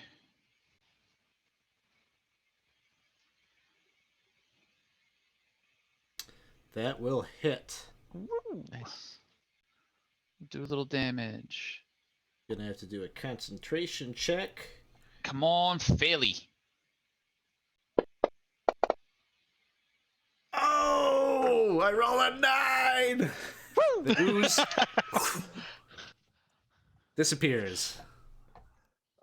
Tripper just surveys the room for a second, slowly closes the door, and takes a step back. Alex, when you have a second, could you take off the conditions that are on me? Yes. Which all of them? Grappled and restrained. You grappled and restrained. Oh, I see. All right. Pusto, it is your turn. So there was some acid damage that I'm going to take. Yes, 2d6. Oh, Pusto. Oh boy. Oh no. So 4 points. Okay. Bastos lives. It's pretty okay. That's pretty not okay, though. Don't forget, did your temp sucked it up? Oh, my temp would have gotten one of them, yeah. I Uh, forgot the temp from the Balm of the Summer Court. So this big square with the X in it, that is That's like the a pit. slime pool, right? Yep. Okay.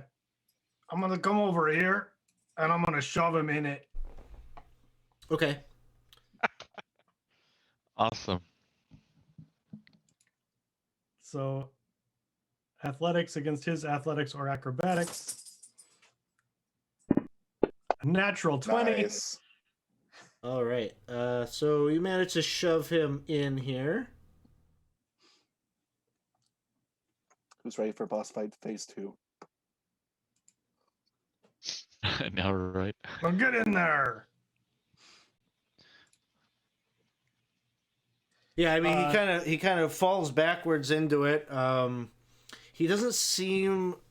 You're not seeing like any pain or anything registering from him. So he stumbles backwards, is just kind of taken aback a little bit. Okay. Then with my bonus action, I'm gonna second wind. So I'm just gonna roll that here. And heal myself 7 more points. All right, Murray Britt Jermaine, it is your turn. I All went right. the wrong way when I changed that. So I'm a bit of an amateur, I guess, at hiding. So I'm gonna somersault still because that's been working for me. I somersault instead in front of the door to choose the opposite side of the door for a stealth attack. Trying to be very quiet, hiding my voice. I'm gone. I'm not here anymore. Don't pay attention to this door. You got it. Okay, I'm gonna shoot. I guess really all I could see is the. Well, I'll shoot the cult fanatic. Okay. All right, here we go. Guess who? I'm still here. Surprise! I haven't left yet. Got him. All right. There'll be damage his way. All right. Anything else, Murray? I look over to the other door and see it's closed, and I go, and close my door too. Sounds good. Halibut, it is your turn. Okay, he attacks with his warhammer. Why didn't that work? Probably Spirit Guardians.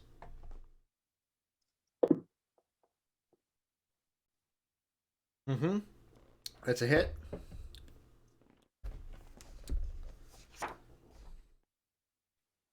Okay, as you hit the Corrupture, you take some acid damage in return. So 6 points of acid damage.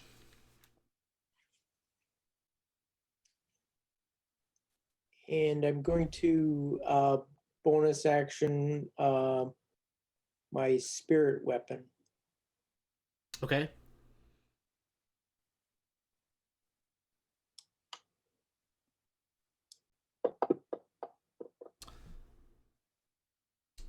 All right, that's a hit.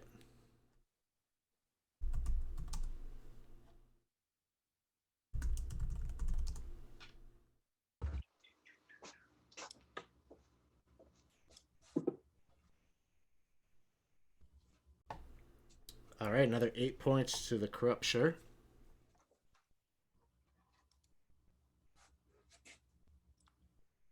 I'm supposed to add that 6 damage, right?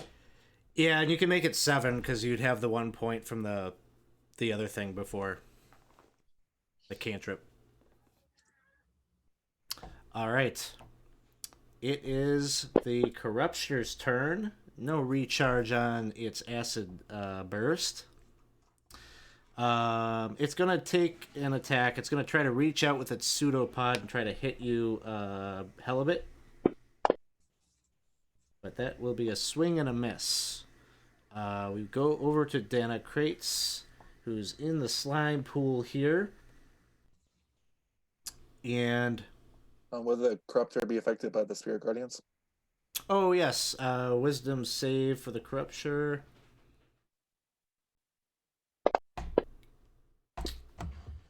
I think a 12 will fail, so go ahead and roll your damage there, Cliff.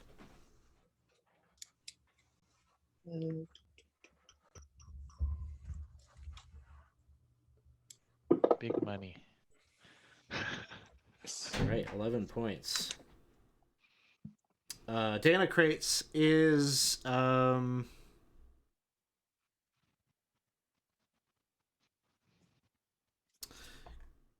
try to attack with the tentacle rod. It reaches out, it swings down, and the tentacles extend out some 15 feet and start whirling about, trying to lash out at Pusto.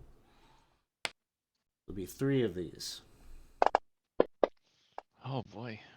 A 25. Oof. Might not need 3 of them. Oh no. Go ahead and stop at any time.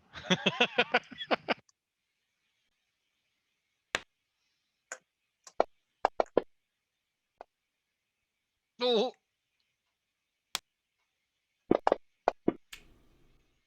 No. You really don't want the 3rd one to hit. I didn't want any of them to hit.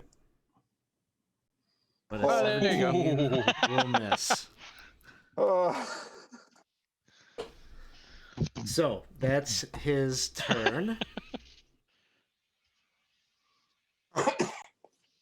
So the numbers on the combat tracker aren't updating for me, but I have taken 22 damage out of 31.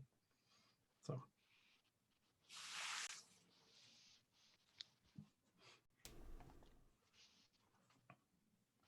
Just doing a once over to see if he had spiritual weapon, but he doesn't.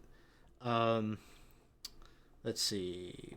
Back to who's up next. Letha is up. All right, so I will 1, 2, 3, 4. How deep is the pit? Hard to say because you wouldn't be able to see through it. But Danacrates was standing in it, and at least from the ridge where he was on the north side of it, it seemed like it was maybe about little north of waist high, about chest high. So probably like, I don't know, 4 feet. Oh, well, in that case, this is... And he's still standing in it. He doesn't seem affected by it. He doesn't seem bothered by it. Okay, well, I am going to cast Flaming Sphere point blank at him. All right. On flammable liquid. All right. He Oh, fails. yeah, there's me. Nice. Well, yeah, I feel like logically this would cause there to be a lot of toxic fumes, but it's probably not something that Good in Games accounted for. Damn All it. right. 2 points of damage. And all right. Next up is the cult fanatic. Just gonna. What will he? He's got his spiritual weapon down over by Halibut, so he's gonna try to use that to bonk you.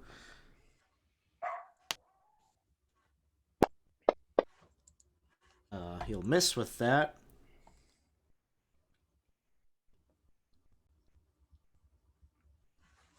And then he's going to run up here. He's going to try to cast Inflict Wounds on Pusto. oh man, you don't gotta do that. But he misses. Next up is Professor. How much in a line are they? Would you say they're in a very reasonable line?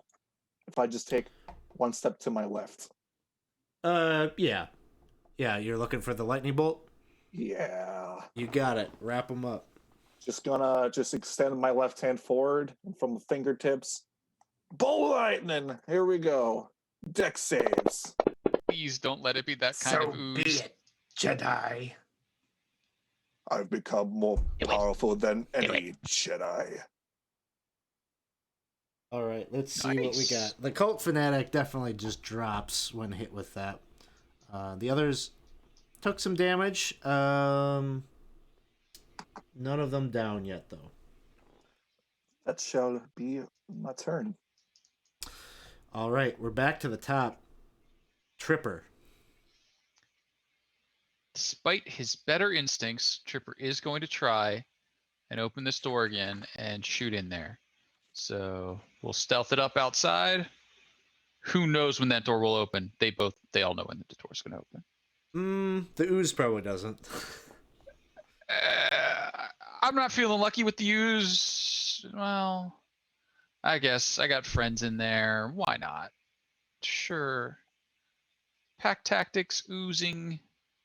Oh, can I get a graphic for the Flaming Sphere? Sure. I cannot target the ooze because of the thingies. Yeah. I always do from the combat tracker. It's what I did. Oh, that's a really good idea. Thank you. Where do I drop it at? Right there?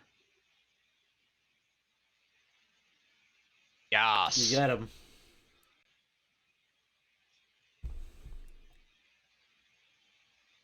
Nice. Nice. The door unfortunately remains open this time as Tripper just sort of fades back. All right, we're up to Pusto. Okay, so I'm gonna go down to the guy in the pit and say, "Hey, you got a bed around here? I want to go hide in a bed somewhere and not be here anymore. I'm not feeling very good." No, okay, I guess I'll shoot you with a crossbow. But I recommend you take another step to the other direction while you're at it. Oh, I got time. Just a heads up.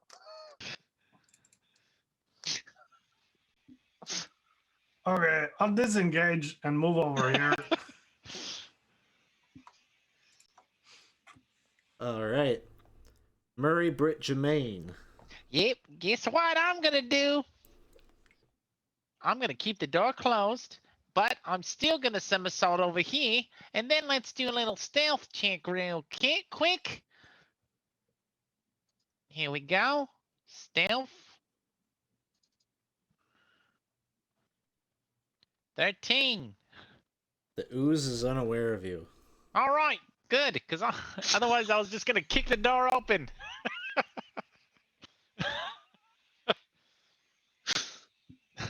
You did it. It's an ooze. All right, I kicked the door open anyway. Here we go. Stealth attack. Oh yeah.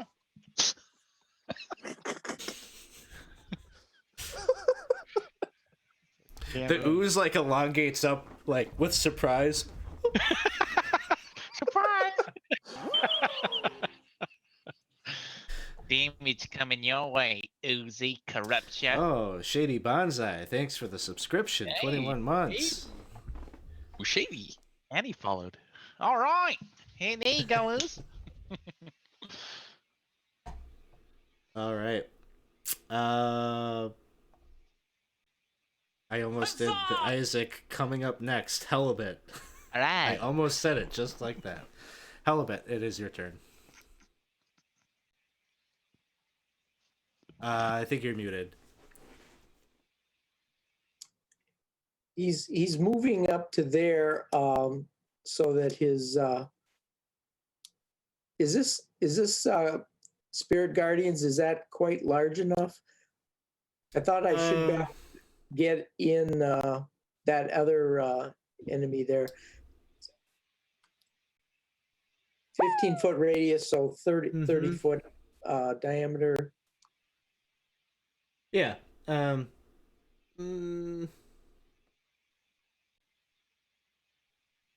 don't know if you quite have him there. He's probably not 15 feet away from me, is he?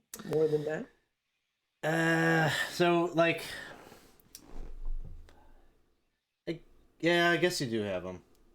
Yeah. Okay. Okay. I'm going to use my bonus action for the spiritual weapon to attack.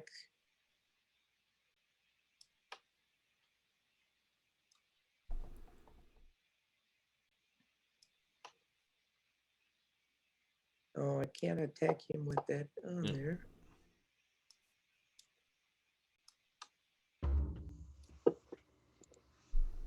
Get him, get him, get him. All right, that's a hit. Yeah.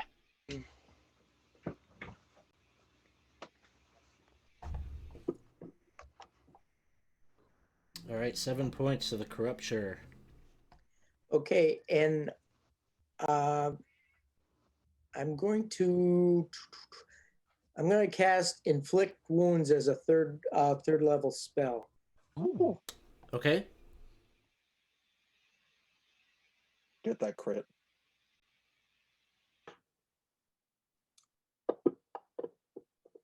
Oh crap! That's a hit. It's an ooze. You hit him. What's that? His AC is 6. Hit him. Oh, Oh boy. Just don't roll a 1 and you're fine. Okay. How do I cast? How do I do the damage as a third level? As a fifth? Yeah, as a third level. Just roll it and then roll the additional dice. I'll manually figure it out.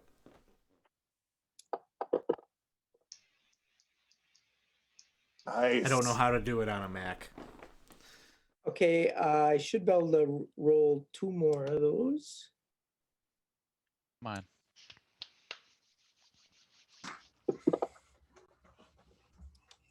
Okay.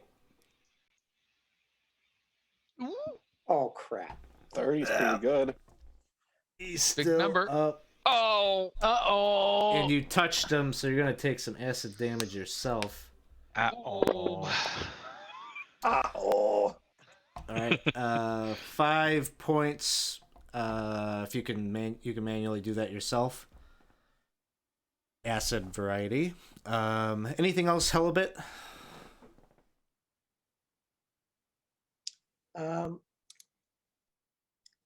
No, that would be it then. All right, Corruption's turn. Let's see if it gets a recharge. Ooh, it doesn't. It doesn't. Spirit Guardians him so hard right now. Do it. Yep. Come on. Spirit Guardians. Come All on. right, Wisdom save. Oh, I rolled a 20, and even with the -2, it's an 18. But it's half damage, so you Half might damage. still You get got this. this. You could do it. He's got 6 hit points. Hey guys, he has 6 hit points. Come on. I say it so it hurts more. Later. Yeah. There we go. 7. There we go. So the corruption just kind of like folds backwards and starts to break apart and becomes one with the pool behind it. It then becomes Denacrate's turn, and Guardians him too. you see him clutch. He clutches the amulet, and as he does so, you also see him reach up to his eyeball on the clawed side of his face, and he pulls it out and rips it out. And you just see him squeezes it, and it looks like he's in a lot of pain, but he's wincing through that and getting kind of a second wind off that. Oh man, Alright. that's pretty gross. That was his bonus action. He is going to. Sorry. Where is. I've got so many tokens on top of him. Did you do the Spirit Guardians on him? That is not No, gonna roll. we did not do that. Sorry. I'm just going to get these tokens out of the way here. So, wisdom save. Which he fails. So, roll some Come on. Spirit Guardian goodness. Let's see that big 24. That's All pretty right. close. Ooh, 20 That's pretty good. points. Nice. And with his action, he is going to point the tentacle rod in your direction, Helibit, and try to swing and hit you. So, first attack is an 11. That will miss. Second attack, a 21 misses. And the third attack That's awesome.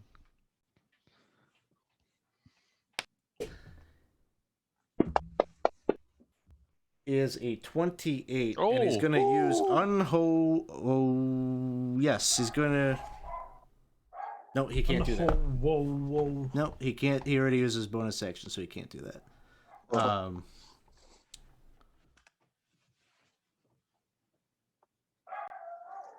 All right, here's it's kind of token damage, but it will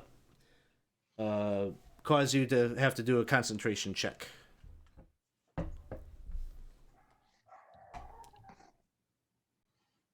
Con save. Yep. Over 10. Oh, Nice. wow. Good con. Sweet. And he moves around to this altar and kind of ducks behind there, giving himself a little bit of cover. All right, Letha, it is your turn. Hold up. So. One thing first. That was not part of my. Oh, he moved it.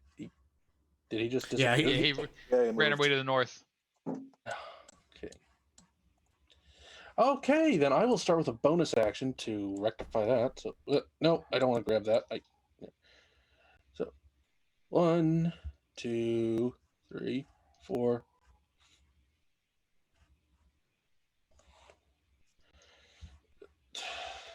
Okay. Ah, fuck. 1, 2, 3, 4, 5, 6. Deck save. Oh wait, I do that.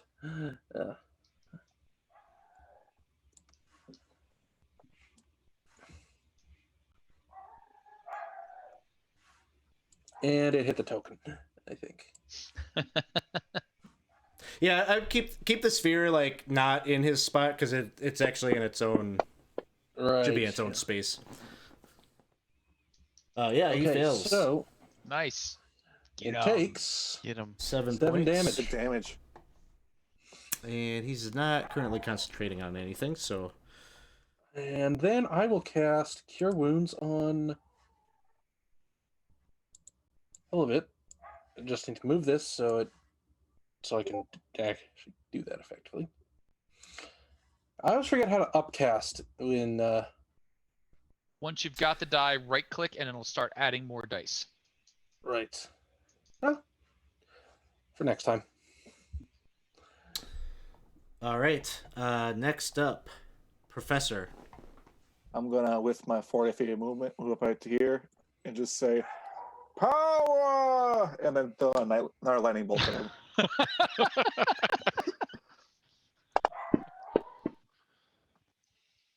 All right, he makes a save. It's a lot of 5s in there. Oh, he's like on the cusp. Ah, that's it. All right, up to the top, Tripper. Tripper does his stealth attempt. Dunk, dunk. He very You sneaky. got it. He leaps in. He looks around. Kind of sees him over there, and he takes the curve the bullet shot. It will have to be a 24. He will have to beat a 24. I mean, it is possible, arguably.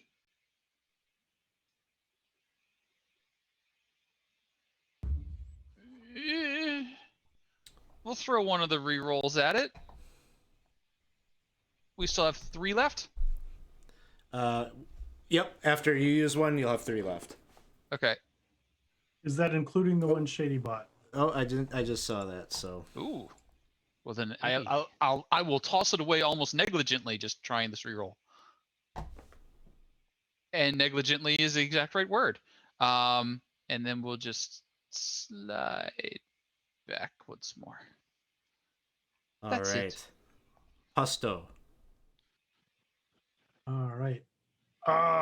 So this is a really stupid idea. I'm gonna charge up and attack him. You have the high ground. You got it. I'm gonna die, but thanks. If I'm understanding high ground, I think on the table would be high ground. You got it. Ooh. Get him. Get him.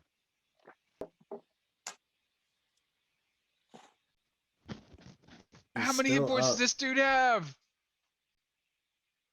Right now, 1. Should have said that because I knew what I was gonna do anyway.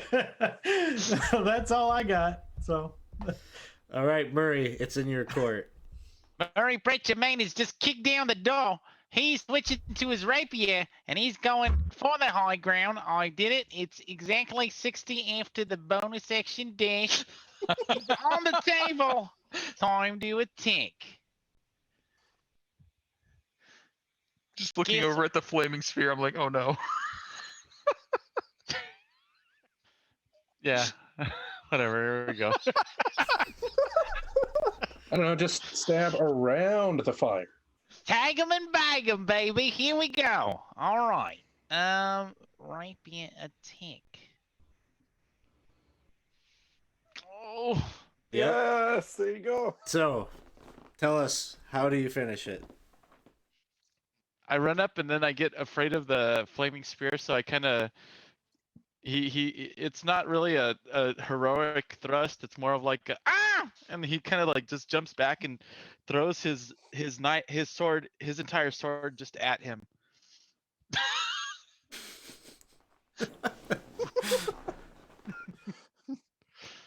As he So- falls to the ground, 1 damage. I'm not even gonna roll that because it's probably just the damage of throwing a sword at. Okay. as he drops down, he kind of mutters out like a half sentence about how he could feel it. He's here. As he starts to like dissolve and turn into an ooze, just like the cultist before. The other two that you dealt with, they too are dissolving and turning into this ooze. Yucky. And then you start to feel tremors. Oh no. And by the time you get outside, Oh man, You too much spicy see food, I him. think. and Zargon has arrived. And you look on over at the northern side of the cavern. The Oh my the warrior maidens of Matarua are fearlessly charging forward. You even catch a glimpse of Drifting Rain, your Tabaxi friend from the Isle of Dread that was with you, is armored up, has a spear himself, and is they're going into battle with Zargon. He's emerged right from the cavern. His tentacles are just kind of making wide sweeps, knocking half dozen at a time off their insectoid mounts as they're trying to rout him and try to delay him. The Magi from a distance are throwing spells at him. They seem to kind of bounce and ricochet off his hide with little effect. You see the Brotherhood of Gorm not joining the fight. They seem to be, it seems like many of them are kind of holding off, sort of, is it some kind of trepidation about maybe the past? They dealt with this thing before. And it kind of went down very similar with the warrior maidens up front attacking. But at some point, whether you were to rush into this battle, you were so far removed from it. By the time if you even tried to get there, the battle will have ended already, because Zargon, you can see Pandora, the ruler or the leader of the warrior maidens, she gets nabbed up in his tentacles, and a few of the other warrior maidens do too. And you also see Drifting Rain get swept up in that as Zargon retreats backward. And as he does so, his tentacles reach up to the top of that cavern and brings the cavern down, closing up the passageway behind him. And that is where we'll end this session. But Zargon's lair is deep within that pyramid, and so our future sessions will probably be back going to the crawl, to the end game, to go and rescue these folks and deal with Zargon once and for all. So we are basically at our time. Thanks everyone for hanging out with us here, and thanks everyone for the rerolls and all those things. We will be back tomorrow morning at 9 with some Eberron goodness. So we'll be playing Oracle of War and picking right up at the last time that we were playing that module. So, all right, thanks everybody. We'll see you all soon.